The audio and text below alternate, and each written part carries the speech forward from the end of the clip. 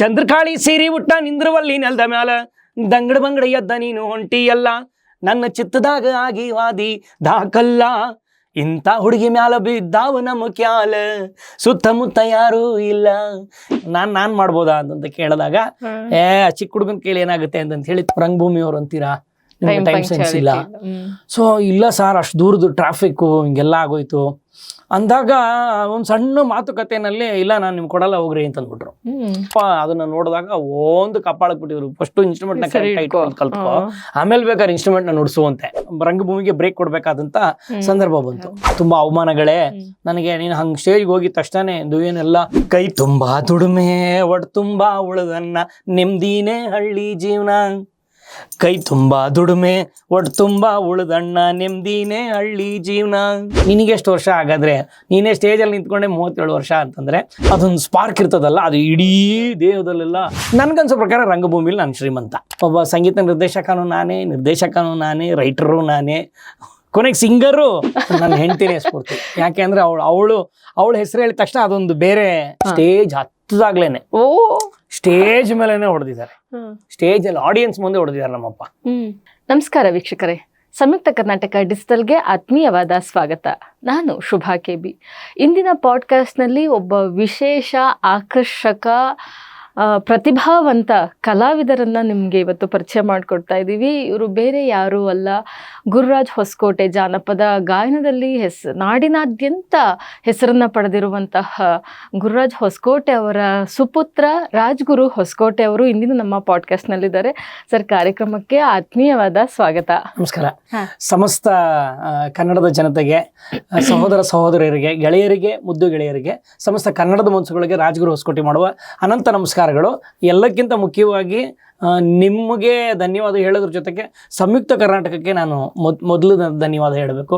ಯಾಕೆ ಅಂತಂದ್ರೆ ರಂಗಭೂಮಿ ಹಲವಾರು ವಿಚಾರಗಳನ್ನ ಜನಗಳಿಗೆ ತಲುಪೋದಕ್ಕೆ, ನಾಟಕಗಳು ತಲುಪೋದಕ್ಕೆ ತುಂಬಾ ಬೆನ್ನೆಲುಬಾಗಿ ರಾಜು ಮಳವಳ್ಳಿ ಸರ್ ಅವರದವರು ಒಂದು ಲೀಡರ್ಶಿಪ್ ನ ತಗೊಂಡು ನಮ್ಗೆ ಸಹಕಾರ ಕೊಡೋದಕ್ಕೆ ಫಸ್ಟ್ ಧನ್ಯವಾದ ಹೇಳ್ಬಿಡ್ತೀನಿ. Okay sir. ಸೊ ಅವ್ರ ಮಾತಲ್ಲಿ ಈಗಲೇ ಹೇಳಿದ್ರು, ಅವರು ರಂಗಭೂಮಿ ಕಲಾವಿದರು, ರಂಗಭೂಮಿಗೆ ಸೇರಿದವರು ಅಂತ ಹೇಳಿ ಅವರ ಒಂದು ಸಣ್ಣ ಪರಿಚಯ ಮಾಡಲಿಕ್ಕೆ ಟ್ರೈ ಮಾಡ್ತೀನಿ. ಕಮಲಮ್ಮ ಹಾಗೂ ಗುರುರಾಜ್ ಹೊಸಕೋಟೆ ದಂಪತಿಯ ಸುಪುತ್ರ ಇವರು. ಧಾರವಾಡ ಮೂಲತಃದವರು. ಅಪ್ಪನಿಂದ ಬಳುವಳಿಯಾಗಿ ಗಾಯನವನ್ನ ಪಡೆದಿದ್ದಾರೆ. ಕಲಾ ಜೀವನವನ್ನ ಆಯ್ಕೆ ಮಾಡ್ಕೊಂಡಿದ್ದಾರೆ. ರಂಗಭೂಮಿಯಲ್ಲಿ ನಿರ್ದೇಶಕರಾಗಿ ಹಾಗೂ ಚಲನಚಿತ್ರದ ನಿರ್ದೇಶನವನ್ನು ಕೂಡ ಮಾಡಿದ್ದಾರೆ. ನಟರು, ಗಾಯಕರು, ಹೇಳ್ತಾ ಹೋಗ್ಬೇಕು, ಚಿತ್ರಕಥೆ ಬರಹಗಾರರು, ಸಾಹಿತಿಗಳು, ಆಮೇಲೆ ಸಂಗೀತ ಸಂಯೋಜಕರು, ಹೀಗೆ ಇವರು ಯಾವ್ಯಾವ ಕ್ಷೇತ್ರ ಇದೆಯೋ ಕಲಾ ಜೀವನದಲ್ಲಿ ಎಲ್ಲಾ ಕ್ಷೇತ್ರದಲ್ಲೂ ಒಂದೊಂದು ಹೆಜ್ಜೆ ಇಟ್ಟು ಬಂದಿದ್ದಾರೆ. ಸೊ ನಿಮ್ ಬಗ್ಗೆ ಮಾತಾಡ್ಲಿಕ್ಕೆ ಸಾಕಷ್ಟು ವಿಚಾರಗಳಿದೆ ಸರ್. ಮೊದಲನೇದಾಗಿ ನಿಮ್ಮ ನಾಟಕಗಳನ್ನು ನಾವು ನೋಡಿದೀವಿ, ಸಾಕಷ್ಟು ಜನರು ಮೆಚ್ಚುಗೆ ಇದೆ. ನಿಮ್ಮ ಶೋ ಇದೆ ಅಂದ್ರೆ ಕಲಾಕ್ಷೇತ್ರ ತುಂಬಿ ತುಳ್ಕೊಂಡ್ರೆ, ಕಲಾಗ್ರಾಮ ಶೋ ಯಾವುದೇ ಕೇವಲ ಬೆಂಗಳೂರು ಅಂತಲ್ಲ, ಬೇರೆ ರಾಜ್ಯಗಳಲ್ಲಿರ್ಬೋದು, ಬೇರೆ ಜಿಲ್ಲೆಗಳಲ್ಲಿರ್ಬೋದು, ನಿಮ್ಮ ಶೋ ಅಂದ್ರೆ ಕಲಾ ಮಂದಿರ ತುಂಬಿ ತುಳುಕ್ತಾ ಇರುತ್ತೆ. ಅದೇನಂತಲ್ಲ, ಗಾಡ್ ಗ್ರೇಸ್, ದೇವ್ರ ದಯೆ. ಅಭಿಮಾನಿಗಳು ಖಂಡಿತವಾಗ್ಲೂ ಎಲ್ಲಾ ಕಡೆ ಇದ್ದಾರೆ. ಸೊ ಮೊದಲನೇದಾಗಿ ನನಗೆ ಮೂಡೋ ಪ್ರಶ್ನೆ ಏನು ಅಂದ್ರೆ, ನಿಮ್ಮ ಈ ಕಲಾ ಜೀವನ ಅಥವಾ ರಂಗಭೂಮಿಗೆ ಎಂಟ್ರಿ ಹೇಗಾಯ್ತು? ನಿಮ್ಮ ಬಾಲ್ಯದ ಜೀವನವನ್ನ ನೆನ್ಸ್ಕೊಳ್ಳೋದಾದ್ರೆ 1988 ಆಗ್ತಾನೆ 4-5 ವರ್ಷದ ಹುಡುಗ ನಾನು. ಅಪ್ಪನ ಜೊತೆ ಬಿರಾದಾರ್ ಅಂತ ಹೇಳಿ ಒಬ್ರು ಮಹಾನ್ ಕಲಾವಿದರು, ಅವ್ರು ಹಿರಿಯ ಕಲಾವಿದರು. ಅವರು ಅಪ್ಪಾಜಿಗೆ ಈ ಮಾತುಕತೆಯಲ್ಲಿ ಮುಖಾಮುಖಿ ಮಾಡ್ತಾ ಇದ್ರು. ನಮ್ಮ ತಂದೆಗೆ ಹಾಡುಗಳನ್ನು ಹಾಡುವಾಗ ಸಡನ್ ಆಗಿ ಅವ್ರ ಅನಿವಾರ್ಯ ಕಾರಣಗಳಿಂದ ಆರೋಗ್ಯದ ಸಮಸ್ಯೆ ಆಗಿ ಪಾಪ ಒಂದು ದಿನ ಅವ್ರ ಸ್ಟೇಜಿಗೆ ಬರೋದಕ್ಕಾಗಲಿಲ್ಲ. ಆ ಸಂದರ್ಭದಲ್ಲಿ ಒಂದು ತುಂಬಾ ಮುಖ್ಯವಾದಂತ ವೇದಿಕೆ. ನಾನು ತುಂಬಾ ಚಿಕ್ಕವನು, ನನ್ನ ಮಗಳ ಏಜ್ ಅಷ್ಟು ಈಗ, ಅವಾಗ ನನ್ನ ಏಜು.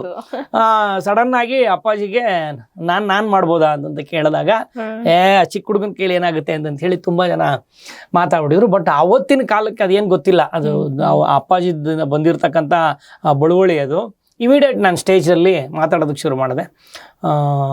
ಸತತವಾಗಿ 37ನೇ ವರ್ಷ ಚಾಲ್ತಿಯಲ್ಲಿದೆ. ತುಂಬಾ ಜನ ಕೇಳ್ತಾರೆ, ನಿನಗೆ ಎಷ್ಟು ವರ್ಷ ಹಾಗಾದ್ರೆ? ನೀನೇ ಸ್ಟೇಜಲ್ಲಿ ನಿಂತ್ಕೊಂಡೆ 37 ವರ್ಷ ಅಂತಂದ್ರೆ ಏಜ ಅಥವಾ ಸ್ಟೇಜಲ್ಲಿ ನಿಂತಷ್ಟು ವರ್ಷ ಆಯ್ತು. ಹಂಗೆ ಹಾಡುಗಾರಿಕಾ ಇದಕ್ಕೆ ಬಂದೆ. ನಂತರ ನಾನು ರಂಗಭೂಮಿಗೆ ಎಂಟ್ರಿ ಆಗಿದ್ದು 2005-2006ನೇ ವಯಸ್ಸಲ್ಲಿ. ಸುರನಾ ಕಾಲೇಜಲ್ಲಿ ನಾನು ಓದ್ತಾ ಇದ್ದೆ. ಪ್ರೊಫೆಸರ್ ರಾಧಾಕೃಷ್ಣ ಅಂತಂತ ಹೇಳಿ ತುಂಬಾ ಹಿರಿಯ ಅವರು ಪ್ರೊಫೆಸರ್ ಅವರು. ಆಮೇಲೆ ವತ್ಸಲ ಮೋಹನ್ ಅಂತಂತ ಇದ್ರು, ವಿಶಾಲ ಮೇಡಮ್ ಅಂತ ಇದ್ರು, ಸುಷ್ಮಾ ಮೇಡಮ್ ಅಂತ ಇದ್ರು. ಆಮೇಲೆ ನನಗೆ ನಿರ್ದೇಶಕರಾಗಿ ಬಂದಂತ ಕೃಷ್ಣಮೂರ್ತಿ ಕೌತಾರ್ ಅವರು, ಬರವಣಿಗೆಕಾರರಾಗಿ ಬಂದಂತ ಎಚ್.ಎಸ್. ವೆಂಕಟೇಶ್ ಮೂರ್ತಿ ಅವರು. ದೊಡ್ಡ ದೊಡ್ಡ ಬಳಗ. ನನ್ನ ಸ್ಟೇಜಿಗೆ ತರಬೇಕು ಅಂತಂದ್ರೆ ಅವರು ನನಗನ್ಸೋ ಪ್ರಕಾರ ಯಾವುದೋ ಒಬ್ಬ ಸ್ಟಾರ್ನ ಇಂಟ್ರೊಡ್ಯೂಸ್ ಮಾಡ್ತಾರಲ್ಲ ಹಂಗೆ ಇಂಟ್ರೊಡ್ಯೂಸ್ ಮಾಡಿದ್ರು ರಂಗಭೂಮಿಗೆ ನನಗೆ. ಆಗ ಭಾರತೀಯಾತ್ರಾ ಕೇಂದ್ರ ಸ್ಪರ್ಧೆಗಳೆಲ್ಲ ನಡೀತಾ ಇತ್ತು. ನಾಗರಾಜ್ ಮೂರ್ತಿ ಅವರು ಅವತ್ತಿನ ಸಮಯಕ್ಕೆ ಅತ್ಯುತ್ತಮ ನಟ ಅಂತಂತ ಹೇಳಿ ಅವಾಗ ಒಂದು ಬಹುಮಾನವನ್ನು ಘೋಷಣೆ ಮಾಡಿದ್ರು. ಆ ಮೂಲಕ ರಂಗಭೂಮಿಯ ಪ್ರವೇಶ ಆಯಿತು. ನಾಟಕದ ಹೆಸರು ಕಂಸಾಯಣ ಅಂತ. ಓಕೆ. ಸೊ ಇದ್ರ ಜೊತೆಗೆ ನಿಮ್ಗೆ ಏನೋ ಒಂದು 17ಕ್ಕೂ ಹೆಚ್ಚು ನಾಟಕಗಳನ್ನ ನಿರ್ದೇಶನ ಮಾಡಿದೀರಾ. ಸೊ ಈ ನಿರ್ದೇಶನ ಆರಂಭ ಆಗಿದ್ದು ಯಾವಾಗ? ಇದು ತುಂಬಾ ವಿಚಿತ್ರವಾದಂತಹ ಕತೆ ಮೇಡಮ್. ಅದು ಏನಾಗ್ತಾ ಇತ್ತು ಅಂತಂದ್ರೆ ನನಗೆ ನನ್ನ ಹೆಂಡತಿ ನಯನ, ನಮ್ಮಿಬ್ಬರಿಗೂ ಏನು ಅಂತಂದ್ರೆ ಸಮಾಜಕ್ಕೆ ಬೇಕಾಗ್ತಕ್ಕಂಥ ಬ್ಯೂಟಿಫುಲ್ ಸಬ್ಜೆಕ್ಟ್ ಏನೋ ರಂಗಪಯಣ ಒಂದು ಹೊಸ ಪ್ರೊಡಕ್ಷನ್ ಮಾಡ್ತಾ ಇದೆ ಅಂತಂದ್ರೆ ಅದೇನೋ ಬೇರೆ ತರ ಬರಬೇಕು ಅಂತಕ್ಕಂಥ ಆಸೆ ಇತ್ತು. ಒಬ್ಬ ರೈಟರ್ ಇದ್ದಾರೆ, ಹೆಸರು ಪ್ರಸ್ತಾಪ ಮಾಡೋದು ಬೇಡ, ಅವ್ರನ್ನ ರಿಕ್ವೆಸ್ಟ್ ಮಾಡ್ಕೊಂಡ್ವಿ, ಸರ್ ಒಂದು ಒಳ್ಳೆ ಕತೆ ಕೊಡ್ಬೇಕಲ್ಲ ಸರ್. ಅವರು ಕತೆ ಬರೆದ್ರು, ಇದನ್ನ ಮಾಡಿ ನೀವು, ಯಾಕಂದ್ರೆ ನಿಮಗೆ ಫೋಕಲ್ಲಿ ತುಂಬಾ ಇದಿದೆ, ಯಾಕಂದ್ರೆ ನೀವು ಹಾಡುಗಾರರು, ಇನ್ಸ್ಟ್ರೂಮೆಂಟ್ ಎಲ್ಲ ನುಡಿಸ್ಕೊಂಡು ಆಡ್ತೀರಾ, ನಿಮ್ಗೆ ಆ ಶಕ್ತಿ ಇದೆ ಅಂತ ಹೇಳಿ ಆಯ್ತು. ಕರೆದ್ರು, ಕತೆ ಕೊಟ್ಟಾದ್ಮೇಲೆ ಒಂದಿನ ಓದ್ಬೇಕಾಗಿತ್ತು, ಅವರು ನಾಟಕನ ಓದ್ಬೇಕಾಗಿತ್ತು. ನಯನ ಅವಾಗ KR ಪುರಂ ಅಲ್ಲಿ ಇದ್ದಿದ್ದು. KR ಪುರಂ ಇಂದ ನಮ್ಮ ಏರಿಯಾಗೆ ಬರ್ಬೇಕು. ನಾನು ನಮ್ಮ ಏರಿಯಾಯಿಂದ KR ಪುರಂಗೆ ಹೋಗಿ KR ಪುರಂ ಇಂದ ಒಳ್ಳೆ ಕರ್ಕೊಂಡ್ ಬರ್ಬೇಕು. ಎಲ್ಲೋ 5-10 ನಿಮಿಷದ ಡಿಫ್ರೆನ್ಸ್ ಆಯ್ತು. ಅವರು ತುಂಬಾ ಬೇಸರ ಮಾಡ್ಕೊಂಡ್ಬಿಟ್ರು. ರಂಗಭೂಮಿಯವ್ರು ಅಂತೀರಾ, ನಿಮ್ಗೆ ಟೈಮ್ ಸೆನ್ಸ್ ಇಲ್ಲ. ಸೊ ಇಲ್ಲ ಸರ್, ಅಷ್ಟು ದೂರದ್ದು ಟ್ರಾಫಿಕ್ಕು ಹಿಂಗೆಲ್ಲ ಆಗೋಯ್ತು ಅಂದಾಗ ಒಂದು ಸಣ್ಣ ಮಾತುಕತೆನಲ್ಲಿ ಇಲ್ಲ ನಾನು ನಿಮ್ಗೆ ಕೊಡಲ್ಲ ಹೋಗ್ರಿ ಅಂತಂದ್ಬಿಟ್ರು. ಸರಿ ಹಂಗಂದಾಗ ಏನು ನಾನೊಬ್ಬ ಬರವಣಿಗೆಕಾರನಾಗಿ, ನಾನೊಬ್ಬ ಹಾಡುಗಾರನಾಗಿ, ಗುರಾಯಿಸ್ಕೊಟ್ಟವ್ರ ಮಗ, ಇದನ್ನೆಲ್ಲ ತಲೆಯಲ್ಲಿ ಇಟ್ಕೊಂಡು ಯಾಕೆ ನಾನೇ ತಗೊಳ್ಳೋದಕ್ಕಾಗೋದಿಲ್ಲ ಅಂತಂದ್ಬಿಟ್ಟು ರಪ್ಪ ಅಂದ್ಬಿಟ್ಟು ಒಂದು ಸಬ್ಜೆಕ್ಟ್ನ ತಗೊಂಡು ಅದನ್ನ ಅನೌನ್ಸ್ ಮಾಡಿ ಮೊದಲನೇ ನಾಟಕ ಶುರು ಆಯ್ತು ರಂಗಪಯಣದಲ್ಲಿ. ಅದು ಅವರು ಕೊಟ್ಟಂತಹ ಒಂದು ಅದನ್ನ ಸ್ಫೂರ್ತಿ ಅನ್ಬೇಕೀಗ. ಆ ಸ್ಫೂರ್ತಿ ನಮ್ಮ ಅಪ್ಪಂಗೂ ಇದೆ, ಹಿಂಗೆ ಆಗಿದ್ದು. ಅಪ್ಪಾಜಿ ಕೂಡ ಏನಾದ್ರು ಬರಿಬೇಕು ಅಂತಂತ ಶುರು ಆಗಿದ್ದೆ ಈ ಹಠದಿಂದ ಶುರುವಾಗಿದ್ದು. ನಾನು ಕೂಡ ಬರವಣಿಗೆಕಾರನಾಗಿದ್ದು ನಮ್ಮ ಅಪ್ಪ ಕಾರಣ ನನಗೆ, ಅಂದ್ರೆ ಪ್ಲಸ್ ಆಗಿ ಅಲ್ಲ, ಸಿಟ್ಟಿಂದ ಕಾರಣ. ಹೋಗ ತಲೆ ತಿನ್ಬೇಡ, ಏನ್ ಬೇಕೋ ನೀನೇ ಬರ್ಕೋ ಹೋಗು ಅಂದಾಗ ನಾನು ಬರ್ಕೊಂಡಿರೋದು.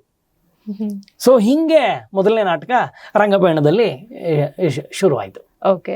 ನೀವು ಮೊದಲನೇ ಬಾರಿ ವೇದಿಕೆ ಹತ್ತಿದ ಅನುಭವ ಹೇಗಿತ್ತು? ಅಷ್ಟು ತಲೆಗೆ ಏನು ಇದಾಗ್ತಾ 4 ವರ್ಷದ್ದು ಬಿಟ್ಬಿಡಿ, ಅದ್ರ ನಂತರದ ವೇದಿಕೆಗಳು ನನಗೆ ಪ್ರತಿ ಸತಿ ಏನಾಗ್ತಾ ಇತ್ತು ಗೊತ್ತಾ ಮೇಡಮ್, ತುಂಬಾ ಜನ ಎಲ್ಲವೂ ಪಾಠನೇ ನನಗೆ, ತುಂಬಾ ಅವಮಾನಗಳೇ ನನಗೆ. ನೀನು ಹಂಗೆ ಸ್ಟೇಜ್ಗೆ ಹೋಗಿದ ತಕ್ಷಣ ಏನೆಲ್ಲ ಅಷ್ಟು ಕ್ರೇಜಲ್ಲಿ ಇರ್ತೀಯಲ್ಲ ಸ್ಟೇಜಲ್ಲಿ, ಏನ್ ನಿನ್ಗೆ ಡಬ್ ಅಂದ್ಬಿಟ್ಟೆಲ್ಲ ಇನ್ಸ್ಪೈರ್ ಆಗುತ್ತಾ ನಂದಕ್ಕೆ? ಹೌದು, ನಾನು ಒಂದ್ಸತಿ ಸ್ಟೇಜ್ ಮೇಲೆ ಏನಾದ್ರು ಕಾಲಿಟ್ಟೆ ಅಂತಂದ್ರೆ, ಬಲಗಾಲಿಟ್ಟು ಸ್ಟೇಜಲ್ಲಿ ಹಚ್ದೆ ಅಂತಂದ್ರೆ ಹೌದು ನನಗೆ ಆ ಸ್ಪಾರ್ಕ್ ಎಲ್ಲ ಎದ್ದೇಳುತ್ತೆ. ನನ್ನ ಕಲ್ಪನೆಯಲ್ಲಿ ಅದೊಂದು ಬೂಮ್ ಶುರು ಆಗುತ್ತೆ, ವೈಬ್ರೇಷನ್ ಶುರು ಆಗುತ್ತೆ. ಆ ವೈಬ್ರೇಷನ್ನೇ ನನಗನ್ಸೋ ಪ್ರಕಾರ ನನ್ನನ್ನು ಇಲ್ಲಿ ತನಕ ಸ್ಟೇಜಲ್ಲಿ ಅಷ್ಟು ಗಟ್ಟಿಯಾಗಿ ನಿಲ್ತಕ್ಕಂಥ ಸಾಮರ್ಥ್ಯವನ್ನು ಕೊಟ್ಟಿದ್ದು. ಇನ್ನೊಂದು ಸ್ಟೇಜ್ಗೆ ಇರ್ತಕ್ಕಂತಹ ಕೆಪಾಸಿಟಿ ಏನು ಅಂತಂದ್ರೆ, ನಾನು ಅದನ್ನ ಎಷ್ಟು ಪ್ರೀತಿಸ್ತೀನೋ ಅದು ನನಗಿನ್ನ ಡಬಲ್ ಪ್ರೀತಿಸೋದಕ್ಕೆ ಶುರು ಮಾಡುತ್ತೆ. ಸೊ ಆ ಉದ್ದೇಶಕ್ಕೆ ನಮಗೆ ಥಿಯೇಟ್ರಲ್ಲಿ ಹೇಳ್ಕೊಡೋದೇನು ಅಂತಂದ್ರೆ, ನಿನ್ನದಾಗಿಸ್ಕೊಂಡ್ಬಿಡ್ಬೇಕು ಇಡೀ ಜಾಗನ.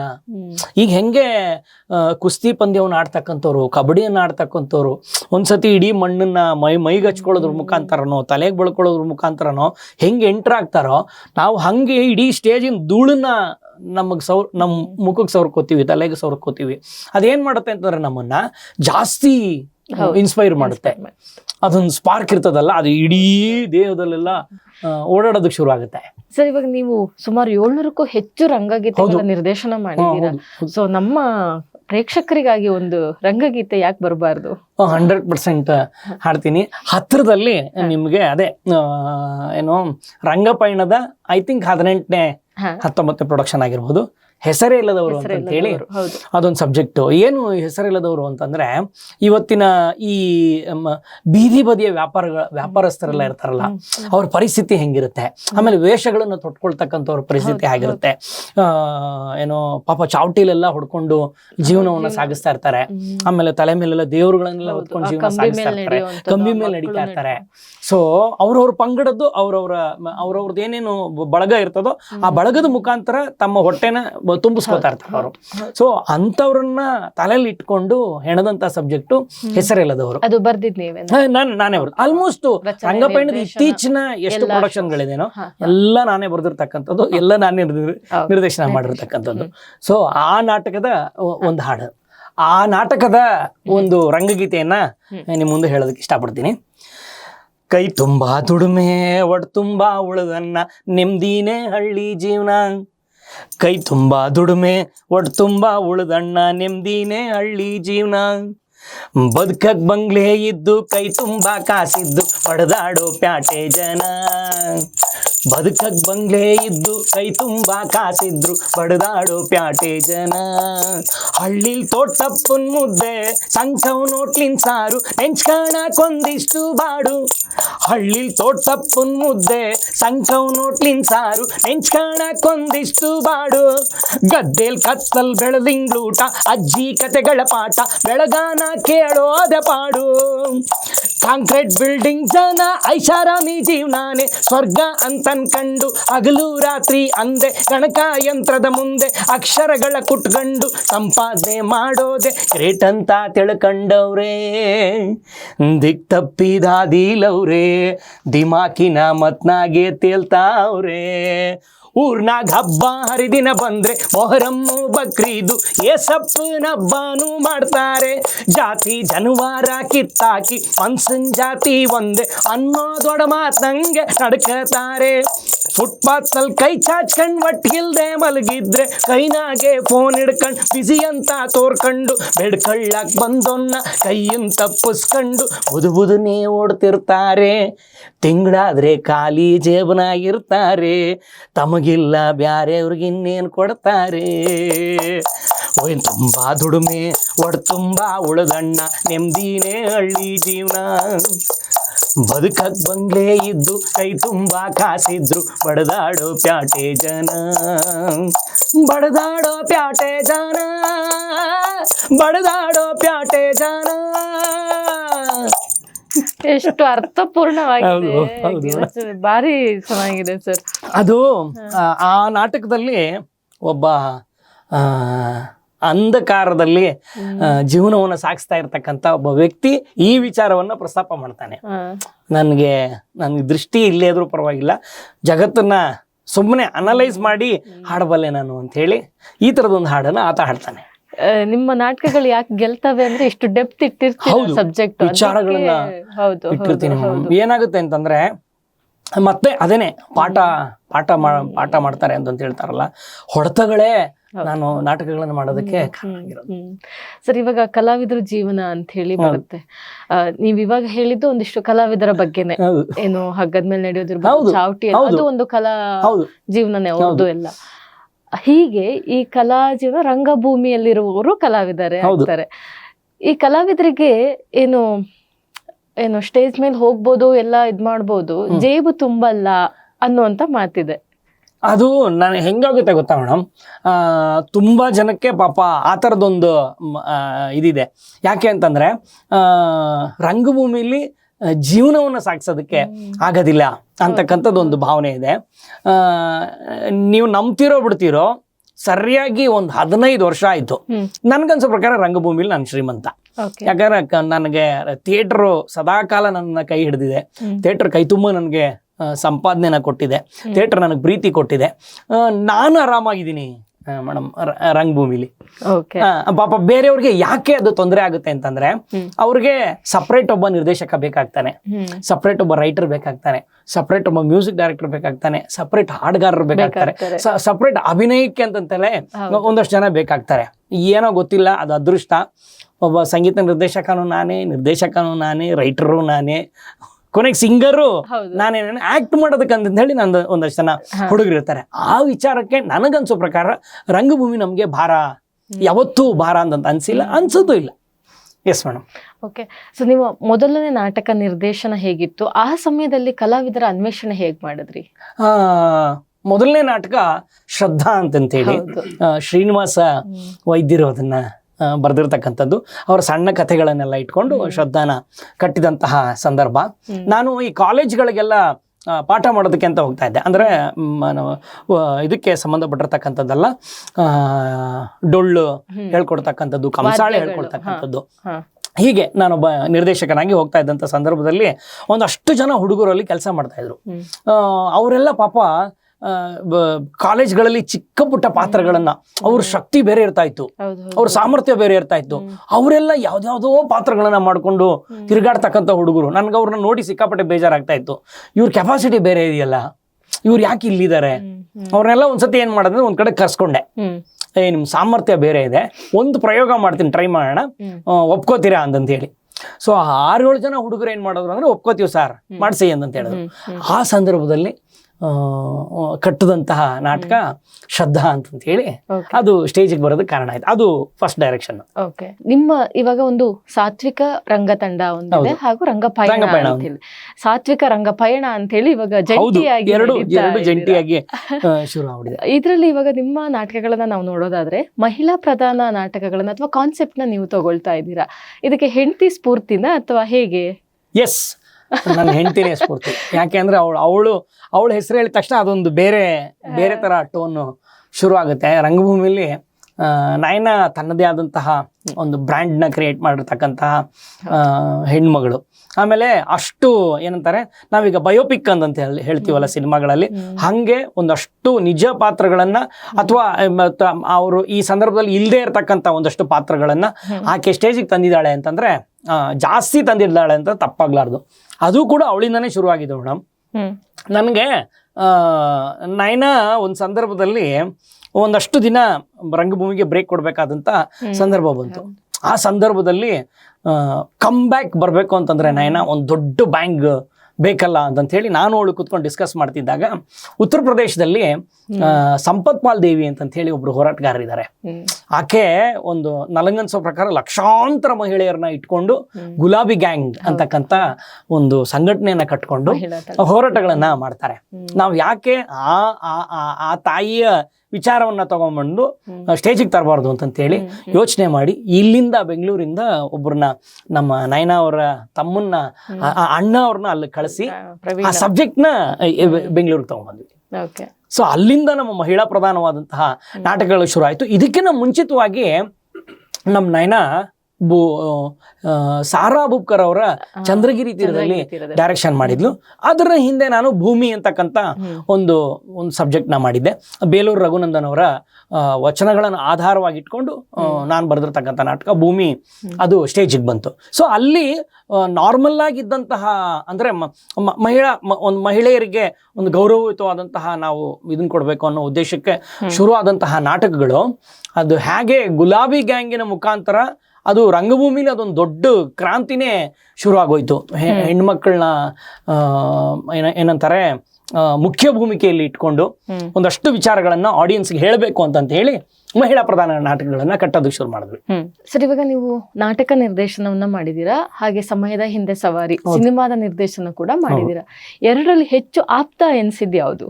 ಇಲ್ಲ, ಎಲ್ಲಿಂದ ಆಪ್ತ ಅನ್ಸಿದ್ರು ರಂಗಭೂಮಿಗೆ ಮರಳಿ ಮಣ್ಣಿಗೆ ಅಂತ ಹೇಳ್ತಾರಲ್ಲ, ಹಂಗೆ ತಾಯಿ ಬೇರು ಯಾವತ್ತೂ ರಂಗಭೂಮಿಲೇ ನಾನು ಜಾಸ್ತಿ ಹೆಚ್ಚಾಗಿರ್ತಕ್ಕಂಥದ್ದು. ಆಮೇಲೆ ಸಿನಿಮಾಗೆ ನಾನು ಸ್ನೇಹಿತರಿಗೋಸ್ಕರ ಬರಿತಾ ಇರ್ತೀನಿ. ಸುಜಯ್ ಶಾಸ್ತ್ರಿ ಸಿನಿಮಾದಲ್ಲಿ ಇದ್ದಾರೆ, ಅವ್ರ ಜೊತೆ ಒಂದಷ್ಟು ಸಣ್ಣ ಪುಟ್ಟ ಕೆಲಸಗಳನ್ನ ಮಾಡ್ತಾ ಇರ್ತೀನಿ. ಇನ್ನೊಂದಷ್ಟು ಜನ ಸ್ನೇಹಿತರಿದ್ದಾರೆ, ಅವ್ರಿಗೆಲ್ಲ ಒಂದು ಚಿಕ್ಕ ಪುಟ್ಟ ಸಾಹಿತ್ಯಗಳನ್ನ ಬರ್ಕೊಡ್ತಾ ಇರ್ತೀನಿ. ಆದ್ರೆ ರಂಗಭೂಮಿಲಿ ನಾನು ಸಿನಿಮಾಗಿಂತ ಜಾಸ್ತಿ ರಂಗಭೂಮಿ ಆಪ್ತವಾಗಿರ್ತೀನಿ. ಓಕೆ, ಅಂದ್ರೆ ನಿರ್ದೇಶನ ಯಾವ್ದು ಸುಲಭ ಅನ್ಸುತ್ತೆ? ನನಗೆ ಎರಡೂ ಆ ಥರದ್ದೇನು ರಿಸ್ಕಿ ಜಾಬ್ ಅನ್ನೋದು ನನಗೇನು ಅನ್ಸಿಲ್ಲ ಮೇಡಮ್. ಯಾಕೆ ಅನ್ಸಿಲ್ಲ ಅಂತಂದ್ರೆ, ಅನುಭವಗಳು ಈ ಸಮಾಜದಲ್ಲಿ ಇರ್ತಕ್ಕಂತಹ ವಿಚಾರಗಳ ಮೇಲೆ, ಯಾಕಂದ್ರೆ ಅಪ್ಪಾಜಿ ಏನ್ ಮಾಡ್ಬಿಟ್ಟಿದ್ದಾರೆ ಅಂತಂದ್ರೆ ಹುಟ್ಟದಾಗನಿಂದ ರೋಡ್ಗೆ ಬಿಟ್ಬಿಟ್ಟಿದ್ದಾರೆ. ಬೀದಿಲಿ ಬೆಳಿಬೇಕು ನೀನು ಅಂತ ಹೇಳಿ. ಹೌದು, ಸಮಾಜಕ್ಕೆ ನೀನು ಅರ್ಪಣೆ ನೀನು. ಸೊ ಈಗ್ಲೂ ಪಾಪ ನಮ್ಮ ತಂದೆ ನಾನು ಪರ್ಮಿಷನ್ ತಗೊಂಡು ಎಷ್ಟೋ ಪ್ರೋಗ್ರಾಮ್ಗಳನ್ನ ಮಾಡ್ತಾರೆ. ನನ್ಗೆ ಬೇಜಾರಾಗ್ತಾ ಇರ್ತದೆ, ಅಪ್ಪಾಜಿ ನನ್ನ ಹತ್ರ ಕೇಳ್ತಾರಲ್ಲ ಅಂತ ಹೇಳಿ. ಯಾಕಂದ್ರೆ ಅಷ್ಟು ಜವಾಬ್ದಾರಿಗಳು ರಂಗಭೂಮಿಲಿ ಇರೋದ್ರಿಂದ ಈ ಡೇಟಲ್ಲಿ ನಾನು ಕೆಲಸ ಮಾಡ್ಲಾ ಬೇಡವಾಪ್ಪ, ನೀನು ಆ ಡೇಟಿಗೆ ಇರ್ತೀಯಾ ಇರೋದಿಲ್ವಪ್ಪ ಅಂತ ಕೇಳ್ಕೊಂಡು ಪಾಪ ಕಾರ್ಯಕ್ರಮಗಳನ್ನ ಮಾಡ್ತಾರೆ. ಹಾಗೆ ಎಕ್ಸ್ಪೀರಿಯನ್ಸ್ ನನ್ನ ಏನ್ ಮಾಡ್ಬಿಟ್ಟಿದೆ ಅಂತಂದ್ರೆ ಅದೊಂದಷ್ಟು ನನಗೆ ಮೈಗೂಡಿಸ್ಕೊಂಡ್ಬಿಟ್ಟಿದ್ದೀನಿ. ಕಷ್ಟ ಅಂತಂತ ಯಾವತ್ತೂ ನನಗೆ ಫೀಲ್ ಆಗಿಲ್ಲ. ಆರಾಮಾಗಿ ಏನಾದರೂ ಆರಾಮಾಗಿ ಹ್ಯಾಂಡಲ್ ಮಾಡ್ತೀನಿ. ಓಕೆ, ಸಮಯದ ಹಿಂದೆ ಸವಾರಿ ಅನುಭವ ಹೇಗಿತ್ತು? ಸಮಯದಿಂದ ಸವಾರಿ ಸಿನಿಮಾ ಹೌದು ಮೇಡಮ್, ಜರ್ನಿ ಬಲ್ಲಮೂಲಗಳ ಪ್ರಕಾರ ಅಂತ ಹೇಳಿ ಅದರ ಆ ಸಬ್ಜೆಕ್ಟಿನ ಹೆಸರು. ಬಲ್ಲಮೂಲಗಳ ಪ್ರಕಾರ ಜೋಗಿ ಸರ್ ನದಿಯ ನೆನಪಿನ ಹಂಗು ಅಂತ ಹೇಳಿ ಒಂದು ಕಾದಂಬರಿಯನ್ನ ಬರೆದಿದ್ರು.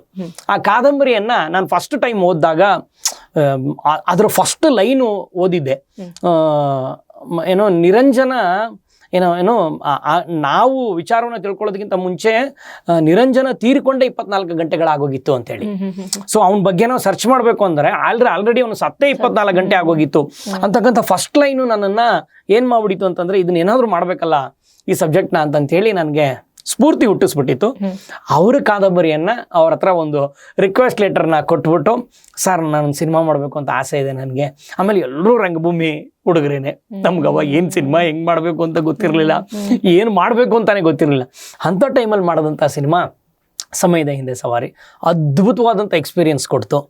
ಆ ಸಮಯದ ಹಿಂದೆ ಸವಾರಿ ಸಿನಿಮಾ ಮಾಡಾದ್ಮೇಲೆ ನಾವು ಒಂದಷ್ಟು ಸಿನಿಮಾಗಳಿಗೆ ನಾನು ಹಿನ್ನೆಲೆಯಲ್ಲಿ ಕೆಲಸ ಮಾಡಿದೆ. ನನ್ಗೇನು ಆ ಥರ ಇದು ಅನಿಸ್ತಾ ಇರಲಿಲ್ಲ. ಯಾಕೆ ಕಷ್ಟ ಅನಿಸ್ತಾ ಇರಲಿಲ್ಲ, ಅಲ್ಲೇ ದೊಡ್ಡ ಕಷ್ಟವನ್ನು ಆಲ್ರೆಡಿ ನೋಡ್ಬಿಟ್ಟಿದ್ದೆ ನಾನು. ಸೊ ಇದು ರಿಸ್ಕಿ ಜಾಬ್ ಏನು ಅನಿಸ್ತಾ ಇರಲಿಲ್ಲ. ಸೊ ಇವಾಗ ತೆರೆ ಹಿಂದೆ ಸಾಕಷ್ಟು ಕೆಲಸ ಮಾಡ್ತಾ ಇದ್ದೀರಾ. ಸೊ ನಟನಾಗಿ ತೆರೆ ಮುಂದೆ ಬರುವ ಆಸೆ ಆಕಾಂಕ್ಷೆ ಇಲ್ಲ, ರಂಗಭೂಮಿಲಿ ನಾನು ಜಾಸ್ತಿ ನಟನಾಗಿ ಬರ್ತೀನಿ ಮೇಡಮ್. ಸ್ಕ್ರೀನ್ಗೆ ನನಗೆ ಏನಕ್ಕೆ ಬರೋದಕ್ಕೆ ಆಗ್ತಾ ಇಲ್ಲ ಅಂತಂದರೆ ಹಲವಾರು ಒತ್ತಡಗಳು ಜಾಸ್ತಿ ಇದೆ. ಸಮಾಜಕ್ಕೆ ನಾನು ಕೊಡ್ತಕ್ಕಂಥ ವಿಚಾರಗಳ ಬಗ್ಗೆ ನಾನು ತುಂಬ ಚಿಂತೆಯಲ್ಲಿರ್ತಕ್ಕಂಥ ವ್ಯಕ್ತಿ ನಾನು. ಅದಕ್ಕೆ ನನಗೆ ಟೈಮ್ ಸಾಲ್ತಾ ಇಲ್ಲ. ಬಹಳಷ್ಟು ಬರೀಬೇಕು, ಬಹಳಷ್ಟು ನಿರ್ದೇಶನಗಳನ್ನು ಮಾಡಬೇಕು, ಇನ್ನೂ ಹಲವಾರು ವಿಚಾರಗಳ ಬಗ್ಗೆ ನಾನು ಜನಗಳ ಜೊತೆ ಇಂಟ್ರಾಕ್ಟ್ ಆಗಬೇಕು. ಆ ಇಂಟ್ರಾಕ್ಷನೇ ಇನ್ನೂ ನಾನು ಮುಗಿತಾ ಇಲ್ಲ. ಆ ಕಾರಣದಿಂದ ನಾನು ಸ್ಕ್ರೀನ್ಗೆ ಬರೋದಕ್ಕೆ ಆಗ್ತಾ ಇಲ್ಲ. ಇಲ್ಲಂದ್ರೆ ತುಂಬ ದಿವಸದಿಂದನೇ ಬಂದ್ಬಿಡ್ತಾ ಇದ್ದೆ. ಓಕೆ, ಸೊ ನೀವು ಕಡಿಮೆ ಅಂದ್ರೆ ಒಂದು 5,000ಕ್ಕಿಂತ ಹೆಚ್ಚು ಗಾಯನ ಸ್ಟೇಜ್ಗಳನ್ನ ಹಂಚ್ಕೊಂಡಿದ್ದೀರಾ, ಅಂದ್ರೆ ಪ್ರದರ್ಶನ ನೀಡಿದ್ದೀರಾ. ಸೊ ಇದರಲ್ಲಿ ಕೇವಲ ರಾಜ್ಯ ಅಂತಲ್ಲ, ನೀವು ಚೆನ್ನೈ, ದೆಹಲಿ ಈ ತರ ಸಾಕಷ್ಟು ಹೊರ ರಾಜ್ಯಗಳ ಕಾರ್ಯಕ್ರಮ ನೀಡಿದ್ದೀರಾ. ಸೊ ನಮ್ಮ ರಾಜ್ಯದಲ್ಲಿ ನೀಡಿರೋ ಕಾರ್ಯಕ್ರಮಕ್ಕೂ ಹೊರ ರಾಜ್ಯದಲ್ಲಿ ನೀಡೋ ಕಾರ್ಯಕ್ರಮಕ್ಕೂ ಏನಾರು ವ್ಯತ್ಯಾಸ ಅನ್ಸತ್ತಾ ನಿಮ್ಗೆ? ಹೆಂಗೆ ವ್ಯತ್ಯಾಸವನ್ನು ಕಂಡ್ಕೋತೀವಿ ಅಂತಂದ್ರೆ, ಅಲ್ಲಿ ಹೋದಾಗ ಈಗ ನಮ್ಗೆ ಏನಂತಾರೆ, ತವ್ರ ಮನೆಯಿಂದ ಏನಾದ್ರು ಮನೆಗೆ ಬಂತು ಅಂತಂದ್ರೆ ಹಿಂಗೆಲ್ಲ ಕವರ್ನೆಲ್ಲ ಬಿಚ್ಚಿಬಿಟ್ಟು ನೋಡ್ತಾರೆ ಗೊತ್ತಾ, ಹಂಗೆ ನಮ್ಮನ್ನ ಬೇರೆ ಕಡೆ ಹೋದಾಗ ನಮ್ಮನ್ನ ಟ್ರೀಟ್ ಮಾಡ್ತಾರೆ. ಸೊ ನಮ್ಮ ಮನೇಲಿ ಇದ್ದಾಗ ಏನಾಗುತ್ತೆ, ನಾವು ದಿನ ನಮ್ಮ ಮನೇಲಿ ಇರ್ತೀವಿ, ನಮ್ಮ ಹುಡುಗ ಅಂತ ಆಗತ್ತೆ.